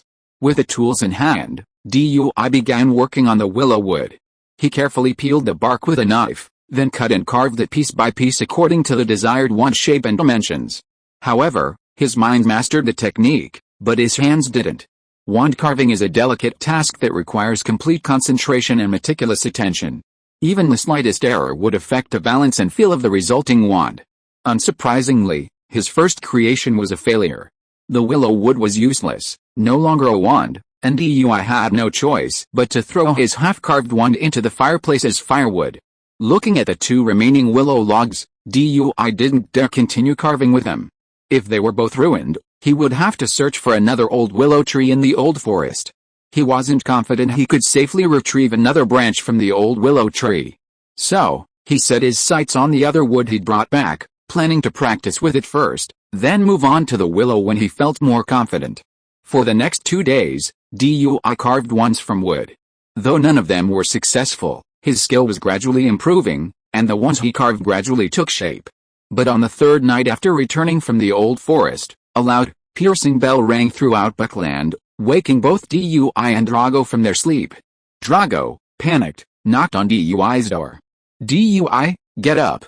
We need to get to Brandy Square." "What happened?" Dewey asked, perplexed, as he stood up, noticing Drago's expression. Joguo quickly explained, "The bell ringing now is the Buckland alarm. Once rung, it signals danger in Bucktown. The last time it rang was 15 years ago, when the Brandybuck River flooded. I wonder what's happening this time." Dewey's expression darkened upon hearing this. Without further delay, the 2 men changed their clothes and headed for Brandybuck Square, encountering fellow hobbits along the way. The square was packed with people, but Dewey, a tall figure, stood out among the hobbits.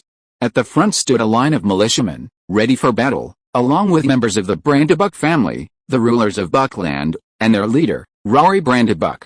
"Silence!" Rory Brandybuck shouted, his expression stern and solemn as he addressed the hobbits below, announcing dire news. "Everyone, Buckland is in danger. The trees of Oldwood have suddenly rebelled and are trying to climb over our hedges and invade our home.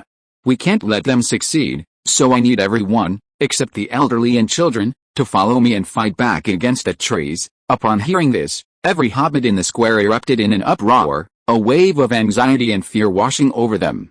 But Dewey's heart skipped a beat. Oldwood and Buckland had always been distinct, with no conflict in centuries. Could this inexplicable uprising and invasion be his fault? The situation was urgent. Despite their nervousness and fear, every hobbit grabbed axes, sickles, hoes, and other weapons they could find, and followed the Brandybuck family to defend their home. Bilbo Baggins, clutching an axe, looked nervous and uneasy, but he whispered to Dewey, "This is a battle to defend our homeland against the trees of the old wood. You're not a hobbit, so you needn't get involved." Seeing Drago's sincere admonition, Dewey felt a little guilty and shook his head, refusing. "One more person means more strength. I can't stand idly by while you defend Buckland. And have you forgotten I'm a wizard? Perhaps I can help." Then everyone arrived at the high hedge. The battle was raging there.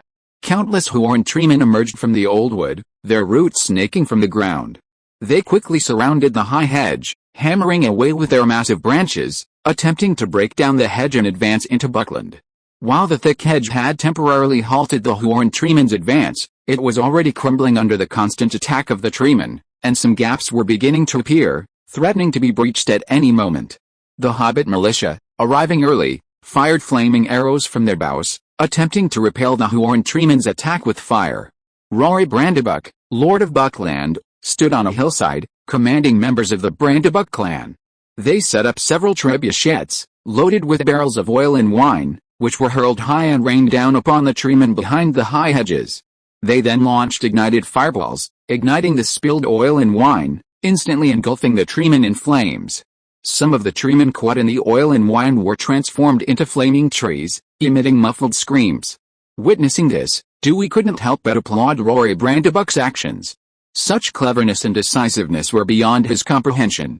But what shocked Dewey and all the hobbits was that despite the heavy losses suffered by the treemen, they continued to attack the high hedge frantically, ramming their massive bodies into the wall and ripping the hedgerows apart with their thick roots. Soon, a huge gap was broken open in the hedge, and a horned treeman leaped over the wall, brandishing its thick roots and branches, and slammed down on the stunned hobbits. With their tiny bodies, a hobbit struck by the treeman would likely be reduced to pulp. Petrify, a dazzling light, blazing brightly in the night sky, instantly struck the treeman, its attacking movements halting instantly, as if frozen in place. The hobbits, nearly crushed to death, stared at Dewey with awe and gratitude for their rescue. "Get out of here. Leave this place to me," Dewey said calmly to the hobbits, then walked past them towards the gap. He couldn't sit idly by and watch the hobbits die, especially when he believed he was the likely cause of the treemen uprising. "Petrify them all. Petrify them all. Repel them immediately. Stand still. Expelliarmus. DUI took the initiative, unleashing dazzling spells one after another, imprisoning, sending them flying, or locking them in place as he moved unhindered. Chapter 14 Old Willow Tree. Every hobbit who witnessed this scene stared wide-eyed, as if in a dream. On the high ground, Rory, head of the Brandybuck family, gazed at the figure with a look of shock and burning intensity, his all evident. He knew the wizard Dwar's identity, but had never imagined he was so powerful. Under that wondrous and powerful spell, he watched Dwar stroll among the tree people as if in a garden, unrivaled wherever he went. He almost regretted not befriending the wizard earlier. At the same time, he envied Bilbo Baggins, the lucky boy who had lived with a wizard for so long. He must have developed a close relationship, if not a close one. With such a powerful wizard as his backer, no one would underestimate him. Thinking of this, Rory Brandybuck had an idea. Perhaps it would be a good idea to let his daughter Dorado interact with a wizard. As time passed, Dwar panted on the battlefield, his face slightly exhausted. He had already vanquished countless Huorn. The petrified Huorn now resembled motionless trees, filling the once treeless expanse of grassland with dense vegetation, creating a dense forest. Dewey was exhausted after defeating so many, his voice nearly choking. But the result was not disappointing. Dewey successfully held off the attack, preventing them from overrunning the high fence and entering the hobbit territory. The attack ceased, but Dewey did not lower his guard. Rumble. The ground shook. A massive creature emerged from the old forest, plowing a path through the dense forest, razing everything in its path. The firelight revealed the creature's true form, the old willow tree at the heart of the old forest. The old willow tree, its exterior charred black, its branches withered and yellow, swaying in the darkness and the flickering firelight, resembled a ferocious, snarling monster, emanating a monstrous aura of murderous intent and emitting a harsh, low hum. Dewey's eyes fixed on it. The old willow tree had actually appeared. Furthermore, compared to its already enormous trunk, its roots were even more massive, nearly 10 times its size. Like a giant octopus, it wielded these massive roots, sweeping aside any trees in its path. Dewey immediately realized he was being fixed on by an invisible, murderous gaze, the source of which was the old willow tree. Dewey was certain the old willow tree was targeting him. He tensed up, ready for action. The old willow tree didn't pause, its countless massive roots clawing at the ground, charging forward, quickly reaching the high hedge. Its massive roots pierced through the hedge, tearing it apart as easily as a piece of paper. Everyone gasped, their faces filled with fear and despair. The old willow tree was 100 times more terrifying than any other treeman. How could they stop it? Dewey, facing the old willow tree head-on, felt even more pressure. Armor. Petrify all, petrify all. He immediately cast an ironclad charm, then chanted the spell repeatedly. His dry throat, already hoarse from overuse, became even hoarser, and with each incantation, he could taste the rust in his throat. Even so, the stoniclad charm could only hold the old willow tree in place for a few breaths before it forcefully broke free and swung its massive roots and branches towards Dewey, slamming heavily into the illusory shield created by the ironclad charm. Under the relentless blows, the shield protecting Dewey grew dimmer and dimmer, threatening to shatter at any moment. The hobbits, watching this scene, were filled with fear. Dewey was also struggling. The old willow tree not only possessed a ridiculously high level of magic resistance, but also possessed powerful physical attacks. Each of its attacks was incredibly powerful, and even the iron armor spell couldn't withstand it for long. Seeing the situation dire, he shouted toward the Brandybuck clan's high ground, "Hurry, throw the barrels of oil and wine toward me." Hearing Dewey's words, the Brandybuck clan members were somewhat confused and looked to their head, Rory, for his decision. Rory, the Brandybuck, looked at Dewey, who was scorched by the old willow tree in the distance, and without hesitation, ordered all the barrels of oil and wine to be hurled toward Dewey using the trebuchets. Fire. With a single command, the trebuchets sprang into action, and barrels of wine flew out like cannonballs, soaring through the air and landing precisely on Dewey and the old willow tree. Wingardium Leviosa, Dewey's dry, hoarse voice echoed, and the falling barrels instantly stopped in midair. Dewey pointed again, swiftly striking the old willow tree, drenching it. Blazing, a small flame erupted from his fingertips, and with a flick of his hand, the flame flew out, landing on the old willow. The flames quickly engulfed the tree, transforming it into a towering flaming tree. The dazzling blaze illuminated the entire buckland, visible even to Frogziton across the Brandywine River. The old willow tree let out a piercing cry of pain, its branches and roots flailing frantically in an attempt to extinguish the flames, but to no avail. The flames, like a tarsal fire, grew stronger and stronger. The scorching heat scorched the surrounding grass, curling and withering. Feeling the heat wave bearing down on him, Dui watched the old willow tree struggling frantically in the flames, his face expressionless. But his inner vigilance was at its highest. He was wary of the old willow's dying counterattack. Woo, woo, woo. The old willow's roots and branches rapidly carbonized in the flames, crackling and emitting a sound like a mournful wail. A pair of invisible eyes, filled with hatred and resentment, stared fixedly at Dui. A massive crack in the tree trunk gaped wide, like a giant mouth. From within, a strange, piercing, shrill melody emanated, drifting through the old forest. Filled with magical power, the melody drowned out all other sounds, making it seem as if only this eerie tune filled the air. Dui's face paled, and he quickly covered his ears with his hands. But it was no use.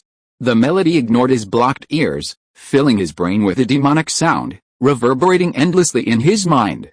His thoughts and consciousness gradually became fuzzy, as if another will was struggling to seize control of his body. Snap! Dui slapped himself hard, trying to clear his mind. But it had little effect, and consciousness continued to fade.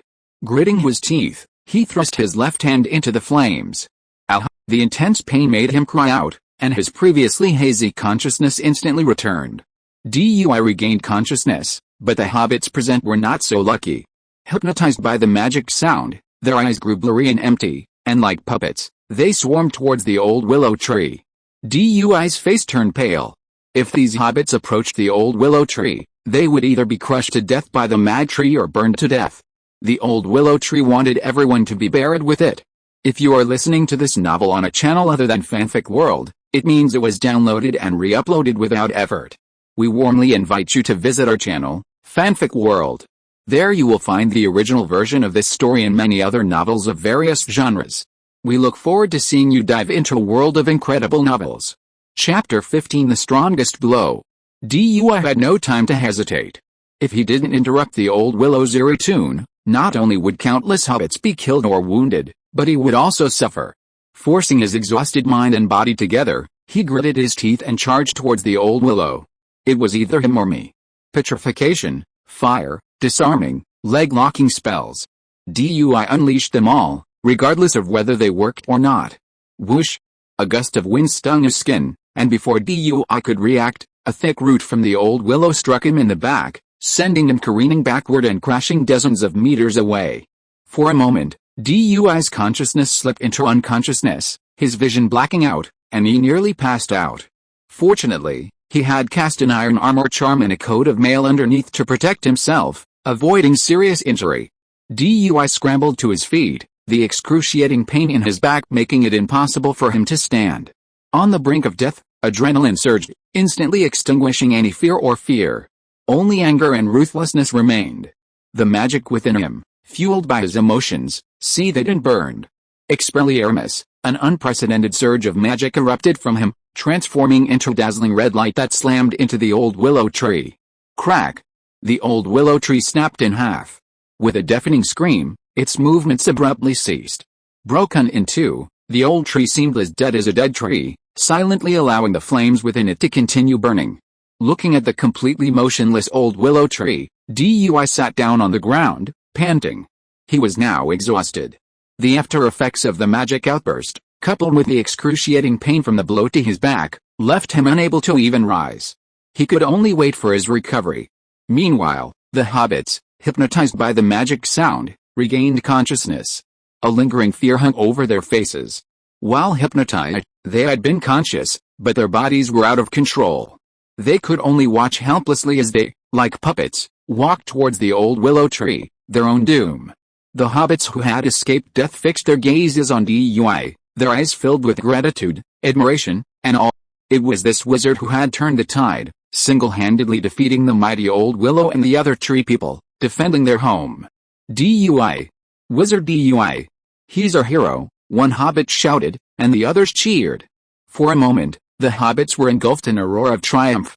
Dui, breathing a sigh of relief, finally stood up.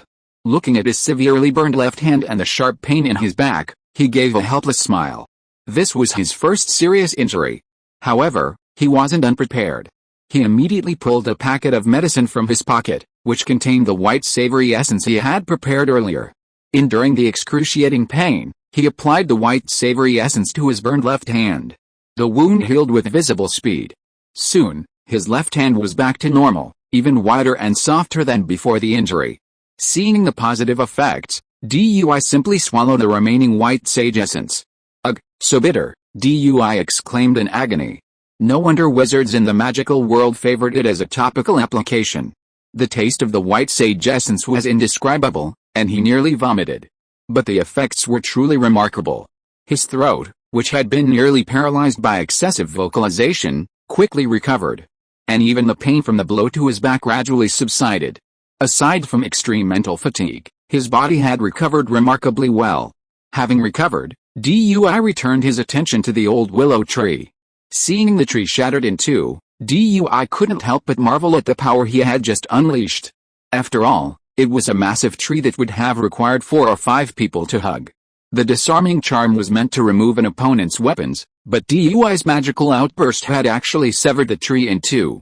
This disarming charm was truly divine.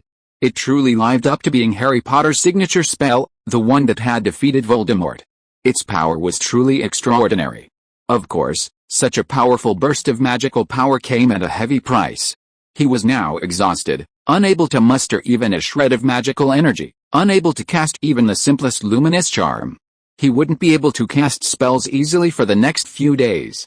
Da'al, are you alright? Bilbo Baggins quickly rushed to Da'al's side, taking in his pale face with a nervous and concerned question. Da'al shook his head. Don't worry, I'm fine. It's the other party who's in trouble. Da'al gestured towards the horned treemen across from him. They were already struggling to fend for themselves. Fueled by the oil and wine, many had been ignited, becoming sources of fire that quickly spread to the surrounding area, creating a sea of blaze. If no one intervened, the old forest would be affected, too, igniting a blaze that would ultimately destroy this ancient forest. Da'al was powerless. Not to mention that he had already forged a grudge against the treemen of this forest, and he couldn't repay their kindness with kindness. Furthermore, he was exhausted, unable to muster any magical energy, and he didn't know how to cast a spell to extinguish the flames. So he could only wish the Ents good luck. A good rain might actually stop the forest fire from spreading. As for the hobbits, while kind-hearted by nature, they wouldn't be so kind as to save an invader from their homeland. So they stood by and watched the fire, as long as it didn't spread to their area.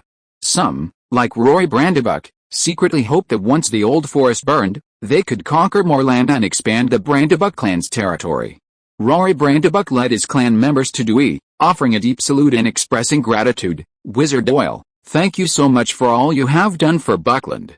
Without you, we would have lost many companions tonight, and even our very home. The other hobbits saluted him in unison, including Bilbo Baggins, Dewey's close friend. Dui was bewildered by this scene. Please don't be like this. This is what I should do. While others might not know, Dui knew that the Ents rebellion was likely caused by him, and the hobbits were implicated by him. Therefore, he felt a little guilty and unworthy of the hobbits' gratitude. However, the hobbits disagreed. As the overlord, Rory Brandybuck sincerely declared to Dui and the others present, from now on, Wizard Doyle is a permanent friend of Buckland. The Brandybuck family is at your service. Hearing Rory Brandybuck's words, the hobbits cheered, witnessing the birth of a friendship. Just as the Lord of Brandyhall was about to announce a victory banquet, a melodious song echoed from the old woods. Chapter 16 Tom Bombadil. Dui's heart instantly tensed. He had been attacked by the old willow's demonic voice and was already experiencing a stress reaction. However, he soon realized that the singing was not aggressive, but rather full of joy. Listening closely, he discovered a man's voice. The song wasn't quite a song. The melody was casual and unrestrained, as if he were humming for his own amusement. Before the man appeared, the singing was already coming from afar. The joyful singing seemed to possess a magical power. The raging wind died down, the wailing and screaming of the tree people ceased, and even the raging forest fires quickly died down. Dui's pupils constricted. What kind of power was this? He hadn't even detected any magical fluctuations, and the raging fire gradually died down on its own. As the singing approached, a figure appeared at the edge of the old forest. He wore a tall, old hat with a wide brim and a long blue feather stuck in the band. He jumped out dancing. Illuminated by the moonlight and the remaining firelight, the man was only slightly taller than a hobbit, but much shorter than a human, making his race uncertain. He wore a pair of large yellow boots on his sturdy legs, charging forward like a buffalo seeking water. The surrounding trees automatically moved away from him, making way for him. He wore a blue coat, his cheeks as red as apples, his brown beard covering the lower half of his face, and his blue eyes shone brightly in the night. Dewey knew him, Tom Bombadil, a mysterious figure. The Hobbit ballads contained the story of the adventures of Tom Bombadil. He lived in the old wood, never concealing his presence, and was acquainted with the hobbits of Buckland, just outside the old wood. Before the Fellowship of the Ring, Frodo, Sam, and 4 other hobbits entered the old wood to escape the ring wraiths. When they were trapped by the old willow, it was Tom Bombadil who appeared and saved them. Even the One Ring, something that even a mayor like Gandalf dared not touch, had no effect in Tom Bombadil's hands. Instead, he manipulated it like a magic trick. Even when worn, it remained unchanged, as if it were just an ordinary ring. Even when Frodo wore the ring and entered the Dark Realm, he could see through it. It was truly mysterious and unfathomable. Had he not refused to participate in the war between light and dark, the great saga of the Lord of the Rings in the Third Age would have ended long ago. With his arrival, the last of the forest fires was extinguished, leaving not even a spark. Even the Huorn treemen, whose branches and trunks had been charred black by the flames, survived. Hey, trees, what are you thinking about? You shouldn't be awake. Return to your places, eat the earth, dig deep into your roots, drink water, and fall into deep sleep. Bombadil advises you to be quiet. He spoke loudly and solemnly to the surrounding trees.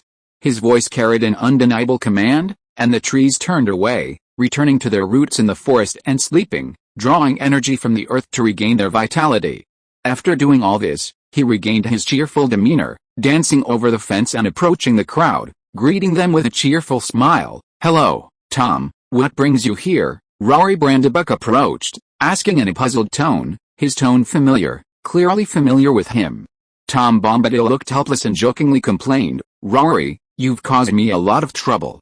I was already drifting off to sleep with my lovely wife, but the wailing of the trees woke me. To prevent the trees from disturbing my wife, Goldberry, I had no choice but to leave my warm bed and come to sort out this dispute." Rory Brandybuck explained, "Tom, I'm sorry to disturb you and Ms. Goldberry's sleep, but these trees attacked our home for no reason, so we had no choice but to fight back. Oh, by the way, this is wizard oil. If it weren't for him, we would have suffered heavy losses today." Rory introduced Dewey to Tom Bombadil. Tom Bombadil looked at Dewey curiously, his blue eyes gleaming like stars. "I know you, a magical wizard from a foreign land. Your magic is fascinating." Dewey's heart leaped. Who is this mysterious Tom Bombadil? Did he know about his identity as a time traveler? Dewey's heart was in turmoil for a moment. Trying to calm himself, he cautiously asked, "Hello, Mr. Bombadil. I'm the wizard Dewey. Do you know where I come from?" Tom nodded and shook his head, his eyes sincere and unconcealed. Tom knows the name of every person, tree, and stone on Earth. The moment you set foot on this Earth, Tom knew you, but I didn't know where you came from. Come to think of it, I've seen people who claim to be wizards like you before. They also suddenly arrived on Earth like you, but I could tell they came from different places. Hearing Tom's words, Dewey breathed a sigh of relief. It was clear that Tom knew he came from outside Middle-earth, but he didn't know he was a time traveler. As for the other wizards he was referring to, they were probably Gandalf and Saruman. Although Gandalf and his companions claim to be wizards, they are actually Maiar, lesser gods, sent by the Valar to aid the inhabitants of Middle-earth in their struggle against the Dark Lord Sauron. Their abilities are limited, and they travel the world as wizards. Even knowing Tom is unaware of his own time traveler status, Dewey still doesn't underestimate him and is deeply curious about his identity. Besides the Valar and Maiar, the only other species capable of immortality in this world are the elves, as well as dark creatures like dragons and balrogs.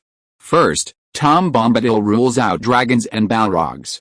Secondly, his height clearly makes him an elf, leaving only the Valar and Maiar. But if Bombadil is a Magyar, then Gandalf, the One Ring, which Shiv and Magyar dare not touch, acts like a toy in his hands, unaffected by it. Therefore, he is ruled out as a Magyar. As for the Valar, besides Valar Melkor, also known as Morgoth, there are 14 other Valar, all with names and surnames, residing in the western wonderland of Aman. None of them matches Bombadil. It was clear that Tom wasn't one of the Valar. Of course, Dui had speculated whether he was Iluvatar, the creator, but based on his previous answer, he clearly didn't fit the description. Dui didn't believe Iluvatar, the creator god of this world, was unaware of a traveler like him. He even suspected that his journey here was the work of this creator god. So, the ultimate conclusion was that the identity of the mysterious Tom Bombadil remained unknown. Chapter 17, Duir Tree Cutter. Chapter 17, Da'il, the tree cutter Tom, whose identity remains unknown, answered Da'il and then approached the old willow tree.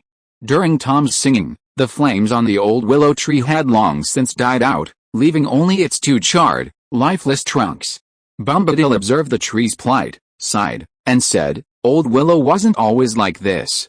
Over the past millennia, he's witnessed countless of his kin being felled and burned. This long-held resentment has driven him mad, and he now hates all creatures that enter the old forest." He then walked over to the tree, patted the lower stump, and said, "Sleep soundly, old willow. Remember the lesson of today, and don't act like a fool again, or Bombadil will have no regard for your life or death." Hearing Tom Bombadil's words, Da'il looked at the stump in surprise. "Mr. Bombadil, are you saying that the old willow tree isn't dead yet? Old willow is the mightiest Huorn in the old forest. He won't die so easily unless you dig up his roots and burn them. Otherwise, with water and soil, he'll grow back," Tom said. "Well, Dui wanted to eradicate the willow, but since they wanted to protect the old tree, he had to give up. He had already severely damaged the old willow, and it would take who knows how long for it to recover. By then, he would surely be even stronger than he is now, completely unafraid of it. Alright, everyone, I'll take old willow back to its proper place." Tom easily lifted the lower half of the old willow stump with one hand, looking like an ant lifting something dozens of times heavier than itself. It was an eerie and awe-inspiring sight. Then he smiled and invited Dui, "If you have time, you are welcome to visit my house anytime. Just follow the Willow River upstream and you will reach my house." Dui was flattered and nodded, "Thank you for your invitation. I will come if I have the chance." After saying goodbye to everyone, Tom Bombadil carried the old willow root, hummed a song and walked happily towards the old forest, and finally disappeared into the night. Rory Brandybuck watched Tom disappear and couldn't help but sigh. "No matter how many times I see him, he's always the same, always full of joy." Hearing Rory's sigh, Dewey tilted his head curiously and asked, "Mr. Brandybuck, are you familiar with Tom Bombadil?" Rory nodded and explained with a smile, "In fact, many people in Buckland know Tom. Unlike the trees in the old wood, he's a very friendly neighbor. He has helped many who strayed into the old wood out of trouble. It is said that my ancestor, Gahended Old Buck, received help from Tom when he first arrived here, which ultimately led him to establish Buckland. Do you know his true identity?" Rory shook his head and spoke in an epic tone, "Tom is very old, older than the history of us hobbits. We've curiously asked about his identity, but he always said that Tom is Tom, and there is no other identity.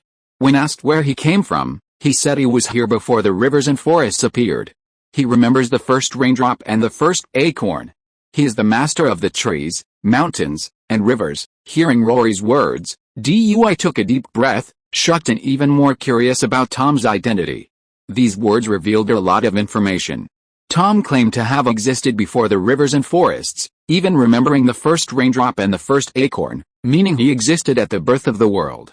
And the claim of being the master of trees, mountains, and rivers was even more extraordinary, causing Dui to doubt his previous judgment. Could Tom truly be the incarnation of Iluvatar? After all, no Valar possessed such immense power and dared to claim mastery over trees, mountains, and rivers. Dui felt his thoughts were in a tangle, his mind at a loss. He decided to give up on the confusion and return his attention to the upper half of the old willow tree's trunk. Tom Bombadil had only taken the lower half, and the remaining upper half, though charred black, the exposed heart of the tree caught his attention. He reached the broken trunk and discovered the heart of the old willow, a jade-like milky white. When tapped, it produced a resonant sound, like metal striking stone. Dewey was delighted. This heart was clearly of exceptional quality. If used to craft a wand, it might prove even more effective than the willow branches. However, he was exhausted and unable to magically manipulate the upper half of the trunk, so he turned to Rory Brandybuck for help. Mr. Brandybuck, could you please help me extract the heart from this trunk? Rory readily agreed, immediately assembling Buckstown's best carpenters to cut the trunk. He also invited Dewey and the entire town to a victory banquet at Brandy Hall. Unsurprisingly, Dewey was the center of attention. Bilbo Baggins, taking advantage of the situation, sat next to Dewey. Next to him was Rory's daughter, Dora Brandybuck. The beautiful Dora instantly captured Drogo's attention, and he couldn't take his eyes off her. Everyone, let's toast to today's hero, Doyle the Tricketer. Rory Brandybuck stood up, raised his glass, and shouted joyfully to the crowd. The other hobbits followed suit, their eyes fixed on Doyle, who sat at the head of the table. To Doyle the Tricketer, everyone roared in unison, a deafening roar echoing throughout the Brandy Hall. Doyle smiled as he returned the toast, but inwardly he was sulking. Tricketer? What kind of a title? It sounds like someone who cuts down trees. Could they have discussed this with me beforehand? The banquet lasted late, and Doyle and a reluctant Drogo returned home. Exhausted, Doyle fell asleep as soon as he hit the bed. When he woke again, it was already tea time.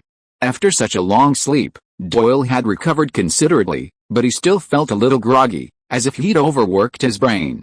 The after effects of the magical outburst had also left his magic somewhat unstable, so he'd tried to refrain from using it for the past few days, waiting for it to stabilize. Temporarily unable to use magic, Dewey felt a bit bored, so he simply picked up wood and continued carving his wand. Not long after, there was a knock on the door. It was a few hobbit militiamen, acting on orders from Lord Rory Brandybuck, who had brought Dewey the heart of the old willow tree. According to the captain of the militia, the trunk of the old willow tree was so thick and hard that dozens of carpenters took a long time to split it open and extract the innermost heart.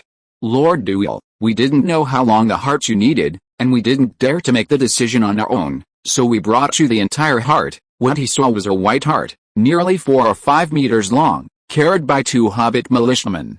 Unlike the massive trunk of the old willow tree, the heart was only the thickness of a wrist, a jade-like milky white with fine wood grain, beautiful and mysterious. Chapter 18. Going to Tom's house. Dewey's eyes lit up at the sight of the heartwood. He sensed a rich magical aura from it. From a wandmaker's perspective, this was simply top-tier wand-making material. A heartwood this long, however, would be enough to make more than a dozen wands. Dewey beamed, reaching out to take the heartwood. Suddenly, his hand sank. Its weight and texture, like that of stone, made him almost drop it. No wonder it took 2 men to carry it. After thanking and sending the militiamen off, Dewey gazed at the long heartwood and began to ponder what to do with it.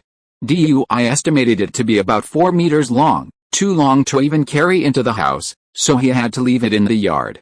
Furthermore, Dewey didn't need such a long piece of wood for his wand. He planned to split the heartwood in half and then cut a small section to use as raw material for his wand. But with a sharpling sound, sparks flew, and Dewey felt only as if he had struck iron, his hands numb from the shock. Only a shallow mark remained on the heartwood. So hard? Dewey was stunned. He couldn't even comprehend how he had managed to split the old willow trunk in 2. Desperate, Dewey sought help from a professional carpenter, using specialized tools to cut the heartwood. The hobbit carpenters were deeply grateful and respected Dewey, the hero who had helped them defeat the tree men. Upon hearing Dewey's request for help sawing through the heartwood, they readily agreed, offering it free of charge. Finally, after wearing out more than a dozen saw teeth, the hobbit carpenters finally sawed the heartwood in half, their foreheads sweating profusely, their arms shaking from exhaustion. Lord Dewey, I can only help you so much. This heartwood is incredibly hard, no less than raw iron. If you wish to work it further, ordinary tools will be useless. You'll need a powerful weapon, the hobbit carpenter advised sincerely. I see. Thank you. Dewey accepted his advice. Seeing the carpenter panting, he felt a little embarrassed. He secretly placed the few remaining silver coins in his pocket on the table before leaving with the 2 pieces of willow heart. Returning to Drogo's house, Dewey scowled at the 2 pieces of willow heart. Simply cutting the heart in half was a strenuous task. Crafting a wand would be even more delicate, requiring not only cutting and carving, but also grinding the wood piece by piece to the desired shape and size. Such a laborious task required more than ordinary tools. Just as DUI was struggling with where to start with a willow heart, Rory Brandybuck, who had heard of the situation, invited DUI to the Brandy Hall and offered a helpful suggestion. "Doyle, perhaps you could seek help from Tom Bombadil. You know, he's lived a very long time, his knowledge far surpasses anyone else's, and he's always willing to help. Perhaps he could help you solve your problem," Rory Brandybuck said with a smile. "Besides, he invited you to be his guest. Isn't this a perfect opportunity?" Doyle's eyes lit up at Rory's words. He had almost forgotten Tom's invitation. And Rory was right. A being as ancient and powerful as Tom Bombadil might possess some magical weapon that could easily cut through the hard core of a tree. Although he took Rory's words to heart, Doyle didn't immediately visit Tom Bombadil. Instead, he remained at Drago's house, recovering from the after effects of his magical outburst and practicing crafting wands from wood. As for Bilbo Baggins, ever since the night of the banquet, he had fallen in love with Dora Brandybuck at first sight. He had been leaving early and returning late, happily running to Brandy Hall all day, practically treating it like his home. After complaining about Drago's inhumanity, DUI, a single man, could only wish him a speedy marriage. He remembered that Dora Brandybuck was likely the mother of Frodo Baggins, the future protagonist of The Lord of the Rings. He wondered if his influence would bring their relationship together sooner, perhaps leading to Frodo Baggins's birth sooner. A month passed in a flash, and DUI had already spent 3 full months in Bucktown. After consuming a vast amount of wood, DUI finally succeeded in carving a wand. The wand was 12 inches long, made of willow, which was easily bendable and had a smooth magical circuit, making it a standard wand. Seeing his first work, DUI smiled with satisfaction, a sense of accomplishment welling up within him. Having successfully crafted the wand, DUI didn't hesitate. After saying goodbye to Bilbo Baggins and Rory Brandybuck, he took Treeherd and rode south on his pony, until he reached the confluence of the Willow River and followed it upstream. Passing the valley where the old willow tree had stood, DUI spotted it again. It remained rooted to the banks of the Willow River, its surrounding soil untouched, as if it had always remained there. Only its charred bark and the remaining lower half of its trunk confirmed it was the old willow tree that had forced his magical powers to erupt. The tree had fallen into deep slumber and showed no sign of violent reaction to DUI's arrival. Only a few newly sprouted green leaves indicated its presence. DUI glanced at the old willow tree, but then continued upstream along the Willow River. Soon, a riverside path appeared before him. Seeing the path, DUI knew he was not far from Tom Bombadil's home. Sure enough, after walking along the path for another hour, DUI finally spotted a low house on the hill in the distance. It was already dusk, and the distant house was already alight. The warm orange glow shone through windows and open doors, like a beacon guiding the way. Tom Bombadil's home lay at the eastern edge of the old forest, where it met the Barrow Downs. The hills and mountains behind it formed the Barrow Downs, and the Willow River flowed from the deepest ravine of the Barrow Downs. The house was surrounded by neat green lawns and a garden filled with a variety of flowers. A cobblestone path led directly to Tom Bombadil's home. DUI dismounted and approached the house, only to find Tom Bombadil standing outside the gate, waiting for him. "Welcome, Wizard Doyle, come in. My beautiful wife, Goldberry, has prepared dinner for you, and has been waiting for you." Tom, looking delighted, trotted over and gave DUI a big hug. Hearing Tom's words, DUI was surprised they had known about his arrival. He let DUI in first, while Tom led the pony to the stable. DUI entered, and was greeted by a feast of delicacies laid out on the central table in the living room. The aroma of the food wafted through the air, making his mouth water. On the other side, sitting on a chair facing the door, was a beautiful woman.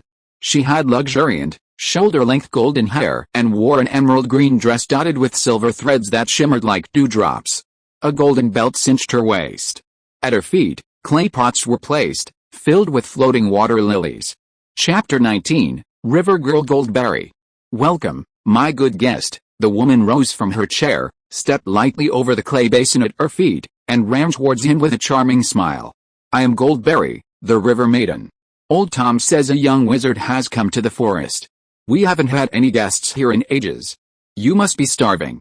Come and have something to eat. At your service, Lady Goldberry." I am the wizard Doyle. Doyle bowed slightly, his expression solemn. Tom Bombadil's identity was unknown. The identity of the elf-like woman before him was equally mysterious. In the ballads of Buckland, Goldberry was the daughter of the Willow River Lady, a water nymph. One day, as Tom passed by the river, she playfully grabbed his beard and dragged him into the water. Tom fell in love with the Goldberry, and soon after, they were married and lived in a cottage on the banks of the Willow River. While the accuracy of the Buckland ballads cannot be confirmed, Goldberry is undoubtedly closely connected to the Willow River. Seeing Dewey's solemn expression, Goldberry was stunned for a moment, then a bright smile spread across her face. "You are such a gentleman, please make yourself at home.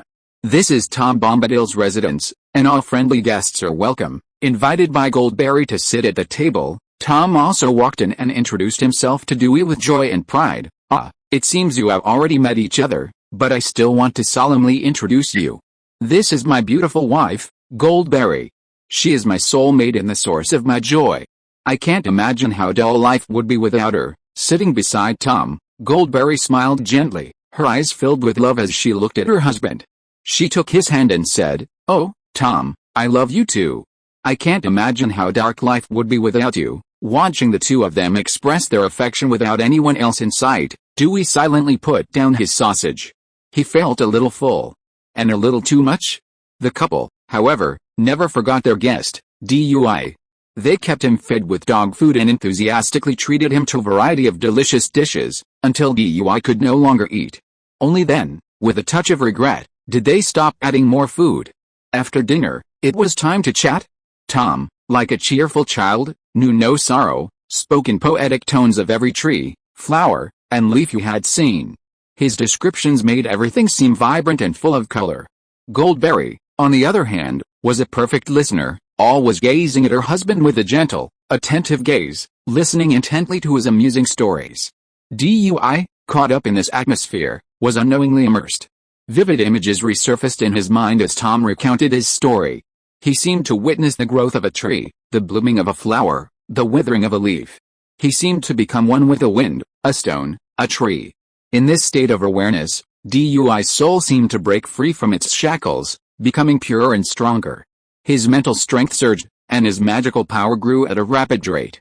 Under the influence of his magic, grass sprouted from the ground of the house, the wood of the tables, chairs, and benches took root and sprouted anew, countless brilliant flowers bloomed on the walls, and the water lilies in the ceramic pots began to blossom. This transformation also spread outside the house, with a lawn and garden rapidly growing.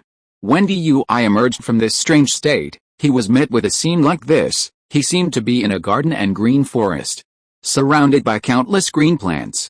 Was this his doing? Dewey watched Tom and Goldberry survey the plants and flowers growing on the table with curiosity. A little flustered, Dewey quickly apologized. "I'm so sorry, Tom, Ms. Goldberry, I didn't mean to." "I don't know what happened," Tom interrupted Dewey's apology, looking delighted. "No need to apologize, Dewey, I love it this way. Look, we're surrounded by flowers and greenery. It's wonderful." He plucked a golden marigold and pinned it to his wife's ear. "My dear, this beautiful flower suits you perfectly." "Oh, thank you, my dear," Goldberry said, her smile growing even softer. She turned to Dewey, her eyes beaming with joy. "Please don't be upset, Dewey. I have much to thank you for. My water lilies are blooming." "That's such great news." Seeing no sign of blame, Dewey finally relaxed. Feeling refreshed and filled with magical energy, and recalling the wondrous state he had just experienced, Dewey felt both excited and amazed. He remembered that he had fallen into that state after hearing Tom's story. The feeling was like an epiphany in immortal tales, incredibly magical. A mere moment of realization had profoundly transformed his spirit and magical powers. He knew Tom had brought him this adventure, so he stood up and bowed solemnly to thank him. "Tom, I don't know how to express my gratitude." "Doyle is at your service." Tom waved his hand nonchalantly. "I've told stories to many guests here, but they haven't been in your situation. They don't need to thank me, and I've already received your gratitude, haven't I?" Tom gestured at the surrounding flowers, his blue eyes sparkling with admiration. "This is the best gift." Doyle didn't thank him again, but kept the gratitude in his heart. Although he knew that Tom's strength meant he wouldn't need to repay anything, if he had the chance, he would do his best. Late at night, after bidding farewell to Tom and the Goldberry couple, Doyle was assigned to the guest room. The soft comforter lulled Dui to sleep. His hazy gaze drifted to the heartwood beside his bed. He thought he'd ask Tom about it tomorrow, and then he drifted off to sleep. The next day, Dui awoke to the sound of beautiful singing. After breakfast, Dui finally found his chance and took out the heartwood from the old willow tree. He inquired about the method for carving this iron-hard heartwood. Tom took the heartwood and flicked it with his fingers, listening to the clear, metallic sound. He nodded. "This is the heartwood of the old willow tree, isn't it? It's indeed a good material for a wand." Then, in response to Dui's question, he said, "I can carve this heartwood into any shape or size you desire, but I thought you'd prefer to do it yourself." Dui nodded. He truly wanted to craft his own wand. "So, Tom, do you have a knife sharp enough to cut through the heartwood?" Tom picked up a table knife and cut off a section of the heartwood with ease, just like cutting tofu. He then handed the knife and the cut piece of heartwood to him.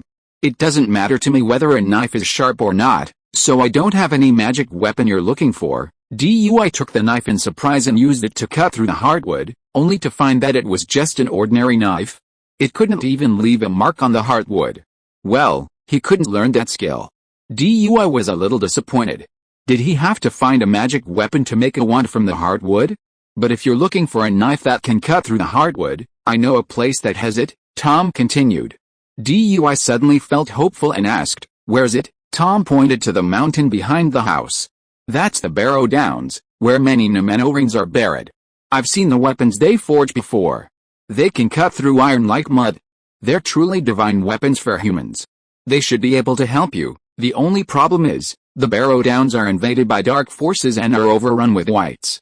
It's very dangerous. I don't recommend you go there." Chapter 20 The First Wand. Hearing Tom's words, Dui was tempted. He knew the Barrow Downs. They had once been a sacred site for the Dunedain of the North and the capital of Cardolan after the Kingdom of Arnor split into 3 kingdoms. However, with the invasion of the Witch King of Angmar, leader of the 9 ring wraiths under Sorin, and the spread of the Great Plague, Cardolan collapsed. Most of the local population contracted the disease and died, leaving the Barrow Downs, now a deserted area, in the hands of the Witch King. Furthermore, under the Witch King's dark power, the Dunedain resting in the cemeteries were transformed into terrifying wights. The Barrow Downs have since become a place of terror, a place no one dares approach. The Dunedain were descendants of the Numenoreans, a fierce race capable of defeating Sorin and his dark armies and bringing his captives back to the Isle of Numenor. Had the Numenoreans not been bewitched by Sorin and boldly led their fleets to Valinor, claiming the sacred land as their own, thereby offending the Valar and Isle of Vidar and leading the gods to punish the Numenoreans and causing the sinking of the island, Sorin would have been a mere prisoner of the Numenoreans, posing no threat at all. Furthermore, as a sacred site for the Dunedain, the Barrow Downs are primarily the burial grounds of their kings and nobles. According to their custom, the deceased are buried with their jewelry, weapons, and other belongings. So, if Dui truly desired a knife sharp enough to cut through the heart of a tree, the Barrow Downs would be a good option. The only concern was the Barrow Wights. These Barrow Wights were powerful Dunedain in life, but after death, transformed by the dark forces into undead creatures, they proved even more formidable. Therefore, if Dui intended to visit the Barrow Downs, he would need to be well prepared. Since Tom knew about the Barrow Downs and lived so close to them, he must have some knowledge of the Barrow Downs wights. So, he asked Tom for information on the wights. Tom held nothing back. Wights are as hard as iron, incredibly powerful, and lightning fast. Ordinary people can't even see them clearly before they are attacked. They appear surrounded by thick fog, making them invisible. Anyone attacked will be cursed, weakened and dying, eventually transforming into a wight. More importantly, ordinary weapons are ineffective against wights, and even after being attacked, their bodies can quickly recover. Dui's expression grew more serious as he listened. This wight sounded even more formidable than the tree people in the old forest. Do wights have any weaknesses? Yes, they do. They're afraid of sunlight. They dissipate as soon as they're exposed to it, but before Dui could cheer up, Tom added, but wights can create fog and hide in thick mist, so even during the day, the Barrow Downs aren't safe. So if you insist on going to the Barrow Downs, make sure you don't let the wights get close to you. Especially if you encounter thick fog, be vigilant, as the whites could be hiding there. I see. Thank you for your advice, Tom. DUI temporarily gave up on going to the Barrow Downs. He decided to improve his strength first, so he'd have more confidence to get what he wanted there. He then turned his attention to the first willow wand he'd successfully crafted. It had originally been a practice wand, kept as a commemorative piece.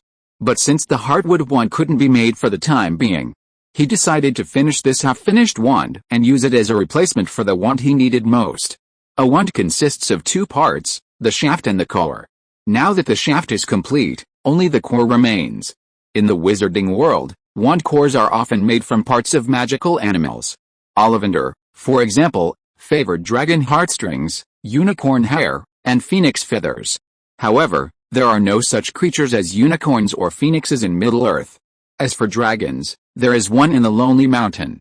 Far water cannot quench immediate thirst, but even if a dragon were right in front of him, he wouldn't have the strength to defeat it and obtain the dragon's heartstring. Just as DUI was struggling to find a wand core, he saw Madame Goldberry sitting among pots of water lilies, combing her long hair. His eyes lit up. Madame Goldberry was a daughter of the river, undoubtedly possessing extraordinary magical powers. Using her hair for a wand core would be effective. Beautiful Madame Goldberry, could you please give me a strand of your hair? DUI pleaded with Goldberry. Hey, boy, Goldberry is mine. Tom jumped up, glaring at DUI with a wary look. Goldberry smiled brightly and shook Tom's hand soothingly. Her eyes were gentle and full of wisdom. She looked at Dee and asked, "Can you tell me what you want my hair for?" Dee quickly explained, "Well, Ms. Goldberry, my wand is missing a core, so I'd like to use your hair to make a wand." "Please forgive me if I'm being rude, it's just a small matter," Goldberry said unfazed.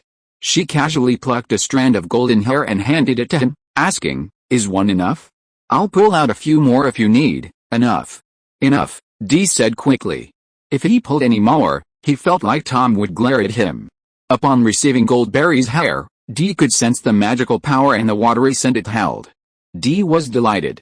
It was absolutely perfect for making a wand, and far superior to the magical animal hair used in the wizarding world.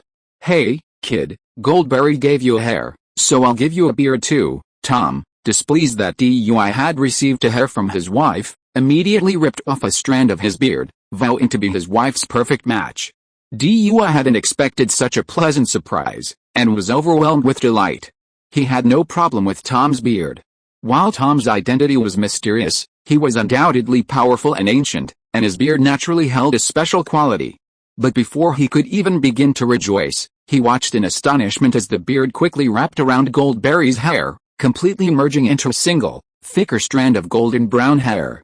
This, DUI was stunned, then at a loss for words. He hadn't expected old Tom to be so jealous, even of a single hair. He took the interwoven hair and beard and examined it carefully, his eyes lighting up. He had initially worried that the two strands would clash, making them unsuitable for a wand core. But to his surprise, the two strands fused perfectly, their magical properties multiplied several times. Now that he had the core, DUI began crafting his wand. However, since the heartwood couldn't be carved, he could only craft a wand using willow wood and the hairs of Tom and Goldberry. As for the heartwood core, he would later see if he could swap the willow core for the heartwood core, or find another suitable core. Although he had the wand and core, wand crafting wasn't simply a matter of inserting the core into the wand and calling it a day. It required a complex series of steps and rituals. DUI first collected early morning dewdrops, still untouched by the sun, until they filled a small basin. He then soaked the willow wand and the hairs for the core in the dew and dried them in the moonlight for 7 days to ensure the wand and core reached their peak performance. DUI then journeyed to the old forest and began searching for magical trees that could produce resin, eventually finding a giant pine and a sumac tree. Using a petrification spell to immobilize the two restless and hostile trees, DUI, in the early morning hours before sunrise, cut through the bark of the pine and sumac trees with a knife, collecting the pine and sumac resins. Once this was complete, the wand crafting process officially began. DUI used a specialized drill to bore a small hole through the end of the willow log, deep enough to accommodate a strand of hair. He then carved magical runes into the inner wall of the hole, acting as a magical power transfer node. Then, using long tweezers, he carefully placed the hair into the hole, ensuring that the hair was evenly distributed. He then carefully poured melted pine resin into the hole, taking care not to create any air bubbles. Once the resin completely filled the hole and allowed it to dry and cool, the hair and wand were completely fused together by the resin. Once this was complete, DUI carefully sanded the wand with sandpaper until it was smooth, then applied the lacquer. The wand was now complete. At this point, the wand was still not yet capable of casting spells. It required a final and crucial ritual. On another full moon night, DUI held his wand in the moonlight, waving it in a specific motion, pouring magic power into it while chanting the incantation, Nix Inscribere, Spiritus Alari Resonantia. As the lengthy incantation continued, moonlight converged, forming a silvery vapor that was absorbed by the wand. In a trance, DUI heard a faint heartbeat from the wand. The wand in his hand seemed to come alive, becoming something extraordinary. Luminous, a bright light appeared at the tip of the wand, illuminating DUI's smile. Chapter 21 The Magic of Music. Only when he held the complete wand in his hand did DUI feel the difference. If the magic within him was the water in a reservoir, then the wand was the valve that controlled the release of water. His previous wandless spellcasting was like digging a hole in the reservoir. While water still flowed out, the amount was uncontrolled. A single misstep could even lead to a dam break and a torrent of water, causing a serious magical accident and endangering lives. More importantly, for spells of the same power, the wand consumed only 10% of the magic power of wandless spellcasting. The magic output was stable and continuous, and the difficulty of casting was greatly reduced. DUI gripped the wand with joy. With this wand, his power would be further enhanced. DUI was never one to stubbornly believe that wandless spellcasting was superior to wand casting. After all, humans are superior to other animals because they can think and use tools. Similarly, the wand is to wizards. It is their ability to wield it that allows them to dominate other magical creatures and become masters of the magical world. If we were to talk about wandless spellcasting alone, many magical creatures in the Harry Potter world possess innate abilities. For example, goblins and house elves can cast spells without wands and appear in places like Hogwarts, ignoring anti-apparition restrictions. However, one of them became a wizard's bank clerk, and the other a servant, both of them dependent on the wizard. Of course, DUI wouldn't give up on wandless spellcasting. After all, there was always a chance of disaster. Without his wand, he wouldn't become a squib, unable to cast any magic. With his wand, DUI excitedly tried out all the spells he had learned, mostly succeeding on the first try, and with even greater power than before. Tom and Goldberry witnessed DUI crafting his wand. Seeing DUI perform various magical effects with a wand, Tom was immediately intrigued and asked DUI to give it to him to play with. DUI handed the wand to Tom and taught him a few spells. He was also curious about Tom's ability to use a wand. Tom waved DUI's wand, and golden notes flew from its tip, emitting a magical, joyful melody. As the notes spread, the music grew louder, gradually resonating throughout the forest. Under the influence of the music, the resentful trees calmed their resentment and became peaceful. DUI, who was closest to the tree, felt the most profoundly. The music filled him with joy, a joy unlike that of a euphoric potion, but a joy that came from the heart. It was as if, enveloped by this music, he became fearless, and no sadness or negativity could affect him. To DUI's surprise, Tom could use the wand, even playing beautiful magical music, but he couldn't cast DUI's spells. Tom explained that while he could produce the same magic, it was fundamentally different from DUI's. DUI wasn't surprised, but he was more curious about Tom's musical magic. This musical magic didn't appear to have any destructive power, but DUI saw its potential. It could dispel negativity and instill a sense of joy and positivity, effectively counteracting the negative influences of the dark arts. Although DUI had yet to learn the dark arts, he knew that while powerful, it inevitably negatively impacted the caster, potentially distorting their appearance, soul, and even their spirit. This was why the magical world strictly prohibited the dark arts. And those who used unforgivable dark arts like the killing curse could be imprisoned in Azkaban. DUI had a premonition that as he signed in more places, he would acquire dark magic spells. If he wanted to become more powerful, he wouldn't give up his study and practice of the dark arts. So, encountering this kind of musical magic that could elicit positive emotions, DUI was intrigued. He shamelessly asked Tom if he could learn it, and Tom readily agreed. But what DUI didn't expect was that Tom's first lesson in musical magic was to ask him to sing along. Tom explained that this musical magic didn't involve any specific spells, but rather music from the heart. Therefore, to successfully perform it, one needed to sing loudly and with emotion. The stronger the emotion, the stronger the magical effect. Dewey's voice wasn't hoarse, but it wasn't particularly good either. So, blushing with shame, he followed Tom's lead, phrase by phrase, constantly being urged to sing with emotion. Under the guidance of Tom, his music teacher, Dewey's singing was halting and clumsy. Meanwhile, Lady Goldberry sat among the water lilies, weaving, watching the two of them with a beaming smile. Finally, Dewey mastered the musical spell. With a wave of his wand, vibrant golden notes leaped from the tip, bouncing and emitting a cheerful melody. Unlike Tom's music, which could be heard throughout the forest, his notes could only be heard from a short distance. But Dewey was already very satisfied. Furthermore, in addition to using his wand, Dewey could also create the same magical effect through singing. The difference between singing in one's heart and singing with one's mouth is more like singing in one's heart. However, compared to the socially mortifying method of singing, he preferred to express himself with his wand. After a long stay at Tom's, now with his first wand and having learned musical magic, Dewey, fully prepared, bid farewell to Tom and Goldberry and prepared to travel to the Barrow Downs. His purpose in going to the Barrow Downs wasn't just to find the sharpest knife with which to carve the iron-hard heartwood. He also wanted to see if he could sign in at the Barrow Downs. Perhaps because they had lived long enough and experienced so many separations, the couple didn't try to persuade Dewey to leave. Before parting, Tom gave Dewey a map he had drawn of the Barrow Downs, marking the location of the sharp knife he was looking for. The clear and precise location made it feel as if Tom had actually been there. Goldberry, in turn, prepared a perfectly fitting black wizard's cloak and robes with silver trimmings. The material was woven from black swan feathers and silver thread, and the pattern was inspired by the imagery of other wizards in Middle-earth. Goldberry had also blessed a robe with a scuff-resistant, clean robe, while the cloak also had a concealing effect, making it easy to go unnoticed and less visible. Dewey was overwhelmed by such a precious parting gift. Ms. Goldberry, this is truly precious. Dewey was surprised and touched. He had done nothing for them, yet he received such a kind gesture. Take it, Goldberry said with a gentle smile, tucked the robe and cloak into his arms. This is a gift from Tom and me. Your future is destined to be full of travel, and I hope this gift will bring you some warmth. Tom, standing by, said, take it, Dewey. Don't let Goldberry down.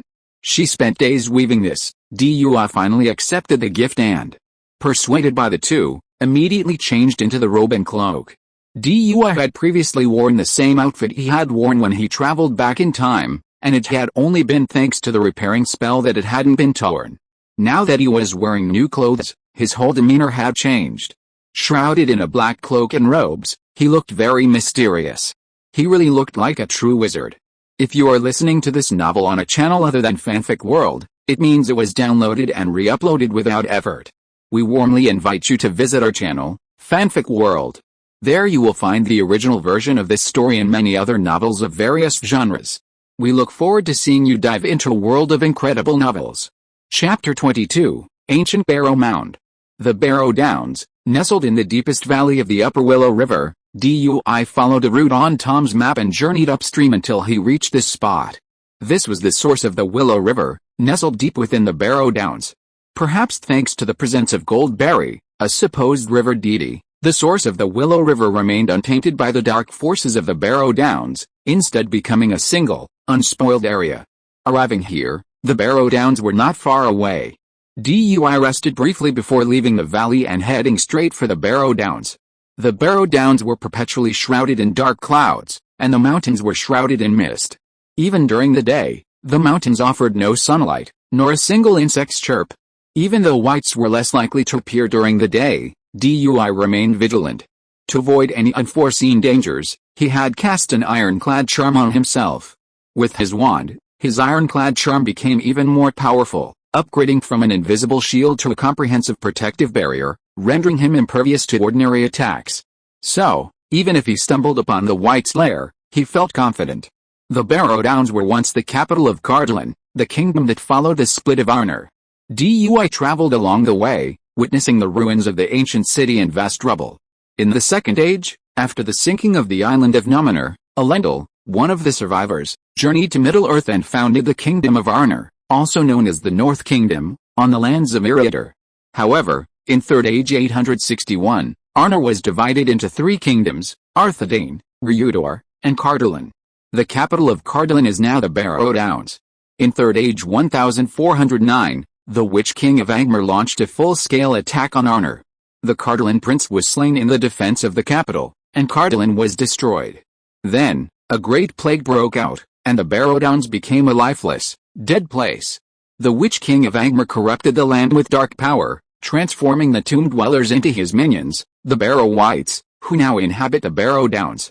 For over 1,000 years, even the bravest adventurers dared not venture into the Barrow Downs, and even passing merchants feared passing through at night. After walking for about 2 hours, Dui finally came upon the Barrow Downs. It was a hilly area dotted with massive stone tombstones. Most of the burial mounds here belonged to the princes and nobles of the Dunedain of the north, and thus were simple, unadorned stone mounds. Shrouded in mist, the mounds were dilapidated and decaying, exuding a cold, ominous aura. Suddenly, the mist thickened and swirled around him. Dui was on guard, his wand ready to strike. But before he could react, a dark figure burst from the mist, striking him from behind with the speed of a shadow. Bang! The shadow collided with an invisible barrier, and the immense recoil sent it careening back. Dui spun quickly, finally catching a clear look at the attacker. He was a towering figure, clad in threadbare armor. His eyes gleamed with an eerie, dark light. His gray, withered skin clung tightly to his skull, and he exuded an aura of evil and death. It was a Barrow Wight. Dui was startled. He hadn't expected the Wight's speed. If he hadn't cast the ironclad charm beforehand, the Wight would have easily succeeded. The Wight's attack failed, and it charged Dui again. This time, prepared, Dui wouldn't wait for the attack.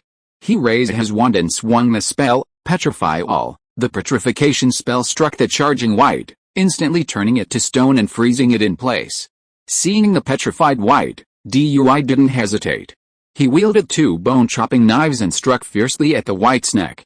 Ding! The bone-chopping knives sparked. Hiss! Dui gasped. Although he'd long known from Tom that Wights were difficult to kill, he hadn't expected them to be so resilient. Even a bone-chopping knife wouldn't cut through them. Unconvinced, Dui controlled his flying knife and continued to slash. After a flurry of blows, a wound finally opened in the Wight's neck, revealing black rotting flesh and pale bone. But before he could rejoice, a dark aura surged from the wound, and the wound healed with uncanny speed. Meanwhile, the previously petrified Wight suddenly regained its movement. As if sensing Dui's formidable opponent, it stopped attacking and quickly dove into the mist, hiding. Damn, Dui cursed inwardly. The old willow tree's magic resistance wasn't even mentioned before, but how could a Wight have such high resistance now? He roughly calculated that only 4 or 5 minutes had passed since the Wight had been petrified. It had broken free of the petrification spell in such a short time. Dui sensed that this trip to the Barrow Downs was going to be troubled. The Wight vanished into the mist, and for a long time, it didn't reappear, as if it had already departed. But Dui dared not relax, for he could sense a pair of malicious eyes fixed on him, waiting for the slightest moment of hesitation to pounce again. The next moment, the mist surged, and the Wight burst forth once more, wielding a greatsword. Its speed was almost unimaginable, and in an instant, it reached Dui, raising its greatsword and slashing down at the barrier formed by the armor curse. The greatsword, emanating a dark and ominous aura, instantly cleaved the barrier as Dui stared in terror. Seeing Dui's horrified expression, the Wight revealed a grim, triumphant grin, as if it foresaw the imminent shattering of its opponent and nourishing itself with their blood. But the next moment, the Wight collided with another barrier and was repelled back. Before it could rise and resume its attack, Dui's spells followed. Huge obstacles. Petrify. Disarm you. The obstruction spell slowed the Wight to a crawl, and then it was struck by the petrification spell, immobilizing it. Finally, the greatsword was thrown from its hand by the disarming spell, falling to the ground. Having suffered a setback, Dui refused to give the Wight another chance to escape. He cast a dozen petrification spells at the Wight, followed by a leglock spell, before finally pausing. With so many spells, the Wight wouldn't be able to escape within an hour. After all this, Dui didn't immediately deal with the Wight, instead focusing some of his attention on the greatsword. It was this sword that had just cleaved through the protective barrier of the iron armor spell. If he hadn't cherished his life and preemptively applied more than a dozen layers of defense, the wight would have been wounded. Dui used his magic to guide the greatsword towards him. He gazed at the black aura emanating from it, but he didn't dare touch it. The blade was imbued with an ominous aura, a curse that cursed anyone who touched it with misfortune. Dui looked at the greatsword, then at the petrified corpse, and his eyes suddenly lit up. Since ordinary weapons couldn't harm a corpse, surely this cursed and ominous greatsword could be effective? With a whoosh, the greatsword transformed into a sliver of shadow and pierced through the corpse, leaving a large hole in its chest. The corpse's aura weakened considerably, and the black aura surrounding it faded. It worked. Dui's eyes lit up, and he quickly continued to strike. With each stab, the corpse's aura dwindled, and its dry, gray skin began to fester and slough. Another blow decapitated the corpse, and its head instantly detached. With a resentful roar, a thick black aura erupted from the corpse, instantly soaring into the sky before exploding and dissipating in midair. As if without support, the corpse's body collapsed, rapidly decaying, leaving only a pile of bones. Chapter 23. Ancient Barrow Corpse. Having dealt with the wight, Dui breathed a sigh of relief. But it also heightened his vigilance. The commotion had been so loud, it might have awakened other wights within the barrow. He needed to act swiftly. Following Tom's instructions, he hurried forward, keeping an eye on the tombstones he passed.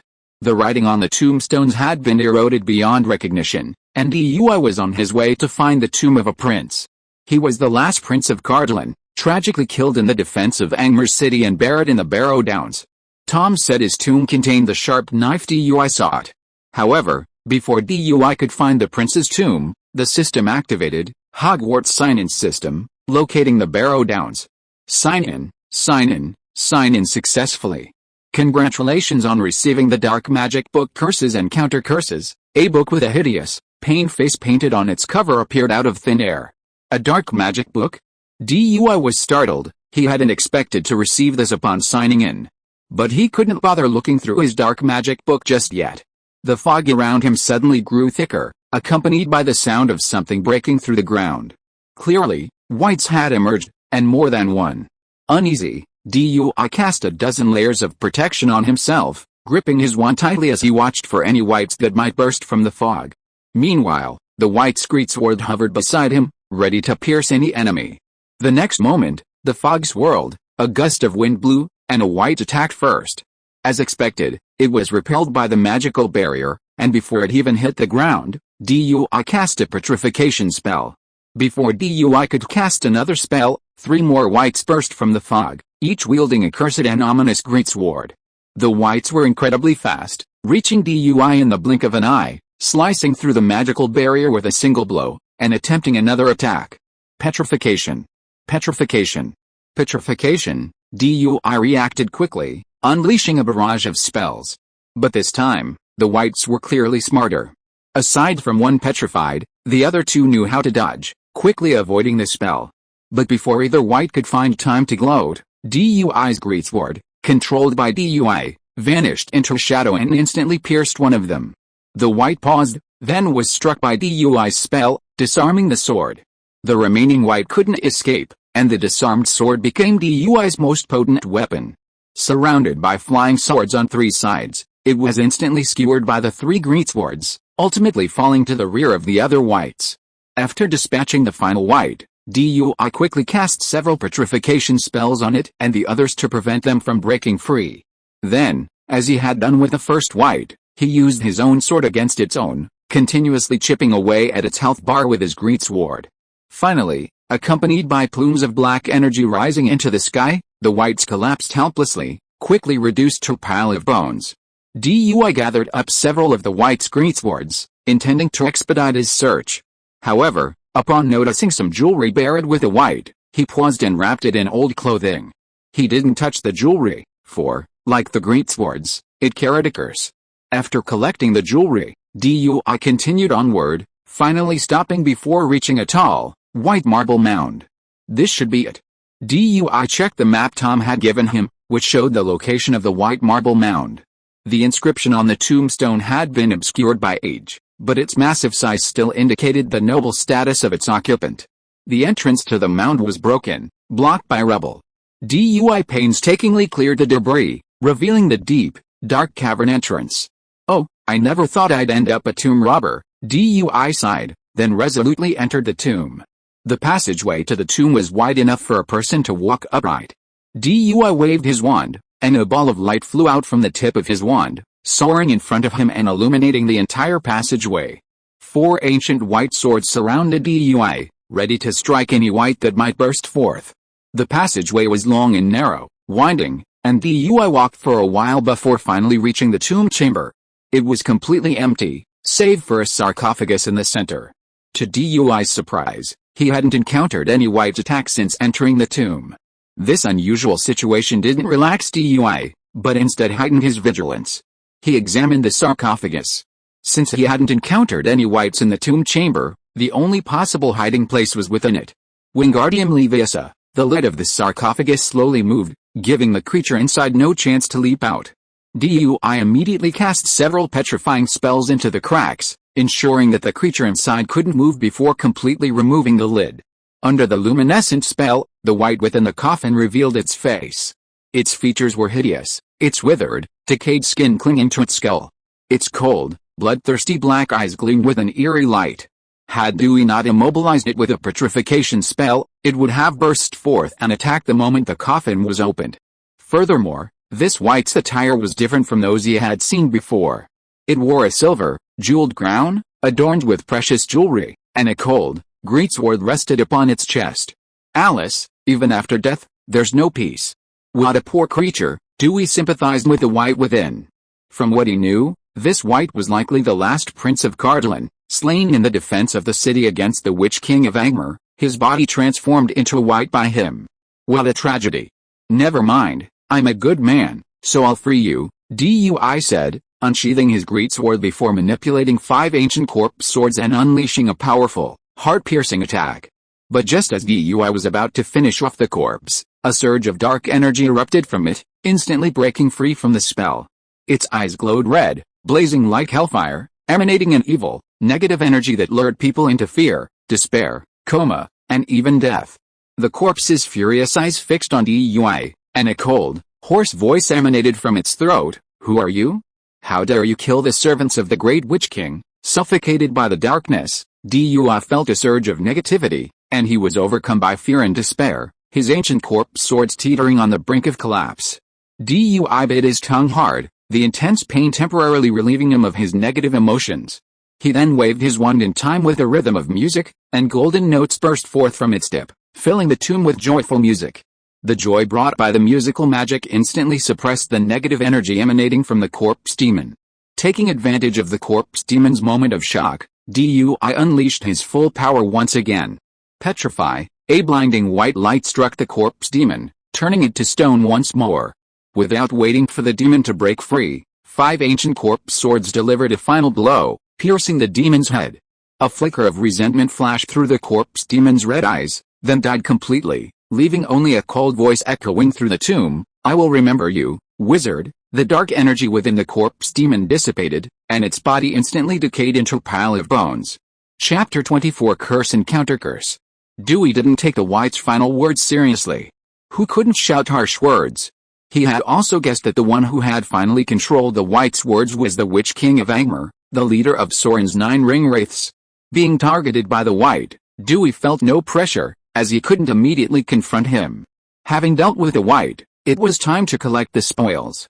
Dewey collected the wight's jewelry and crown without disdain. Then, at the wight's feet, he found 4 daggers. The daggers were made of an unknown material, yet even after millennia, they remained rust-free, their silvery brilliance still radiating a cold edge. Dewey wielded one of them and slashed at the edge of the sarcophagus. As if slicing tofu, he easily shaved off the solid corner. Dewey was delighted. This was exactly the knife he'd been looking for, the one for carving tree hearths. But looking at the 4 daggers and then at the tomb, a sudden realization struck Dewey.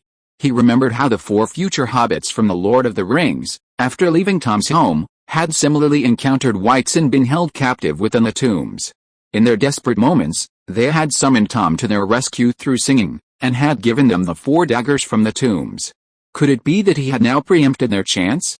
Even if so, Dewey didn't care, now they were his.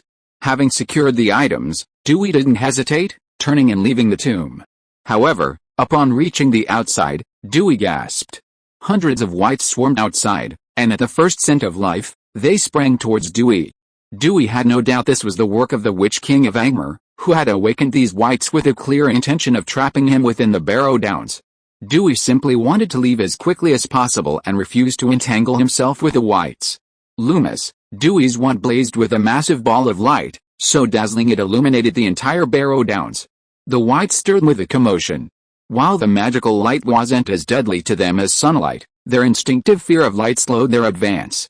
Dewey, shielded by his armor charm and commanding several ancient white swords to clear the way, marched north down the mountain without stopping. The wights, unwilling to give up, followed him closely. But it was still daytime, and the further they got from the Barrow Downs, the less the dark influence would be. Finally, the wights could only roar in frustration and watch Dewey depart. After walking for hours, Dewey finally reached the main east-west road north of the Barrow Downs. This road was one of the most important routes in Eriador. Going east from Dewey's current position, the nearest point would be the human settlement of Bree. Going west, he would pass the Old Wood and the Staglands, then cross Brandywine Bridge and enter the Shire. Dewey glanced eastward, turned, and headed west again. He wasn't in a rush to sign in at Bree just yet.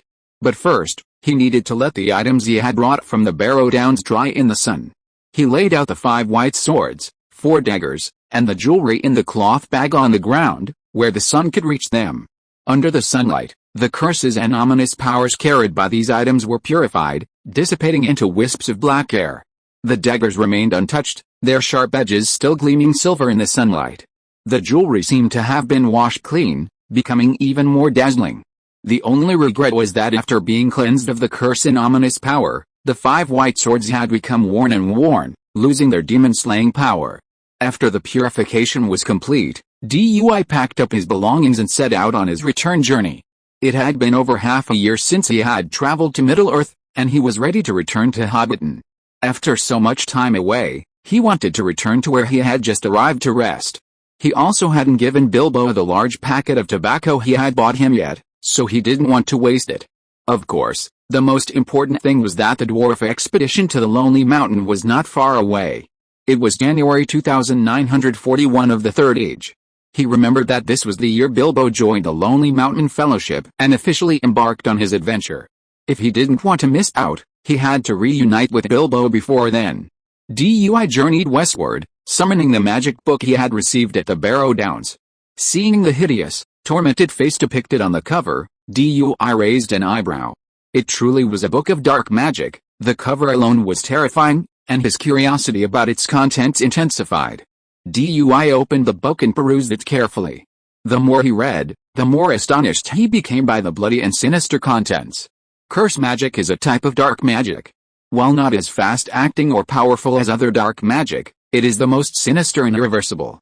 For example, Voldemort's curse on the position of defense against the dark arts professor condemned every new professor to suffer misfortune within a year, ranging from severe injury to death. Even Dumbledore, known as the most powerful wizard, could break it. The most tragic curse in the wizarding world, the blood-cursed orcs, is also cursed. The curse runs through the bloodline, and those afflicted gradually lose their humanity over time, eventually transforming into mindless animals. This process is irreversible. The book Curses and Counter-Curses describes numerous methods of curses, such as creating a voodoo doll and placing the belongings of the person you want to curse on it, allowing you to control their life and death. Curses can also be cast on names and photos, causing them to unconsciously fall into weakness or nightmares, ultimately leading to their death. Even objects can be cursed, causing those who touch them to suffer a painful and tragic death. The strength of a curse depends entirely on the caster's malice and magical power. Once cast, it's virtually impossible to break.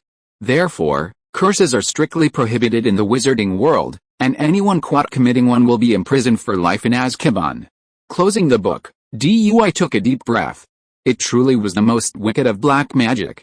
The gore illustrations in the book made Dewey physically ill. Some of the most vile curses even required the sacrifice of human life and blood to be cast successfully. Even so, Dewey had no intention of not learning. He believed that while he could avoid curses, he couldn't avoid them. In the event of a crisis, they would be his last resort. Dewey particularly coveted the voodoo doll, a potent tool for harming others. With just a photograph, hair, nails, a scrap of clothing, or even just a name, one could curse the victim, causing them to suffer harm. It could also be used to deflect harm or even make them become obsessed. Dewey even considered having a voodoo doll, just like he had done in the crypts when the Witch King of Angmar threatened him, casting a curse on them instantly, no matter how far away they were. But he wondered if the Witch King of Angmar was still alive in his current ring-wraith state. He wondered if a curse would actually work. The thought of the materials for making voodoo dolls troubled Dewey. According to the book, the raw material for making voodoo dolls required the magical plant mandrake. But where could mandrake be found in Middle-earth? Chapter 25 Return to Buckland. Unlike ordinary mandrakes, the mandrakes of the magical world are alive. Their roots resemble tiny figures, and when pulled from the soil, they make a sound like a baby's cry, a sound that can be lethal. While real-life mandrakes exist, also known as poison nightshade or poison apple, they don't make a deadly cry, they're just ordinary plants. However, Dewey wondered if he could use the methods of herbalism to cultivate magical plants and transform ordinary mandrakes into magical ones. After all, he had already successfully cultivated 2 white sage plants and created a white sage essence. If he could cultivate a magical mandrake, not only would it be useful for making voodoo dolls, but mandrakes would also be a key ingredient in advanced potions, greatly benefiting his future potion-making endeavors. Speaking of potions, Dewey, now that he had a wand, began to consider studying potions. He had previously obtained magical medicinals and potions while checking in at Frogstown, but because potion-making required both various magical herbs and a wand, he had put potions on hold.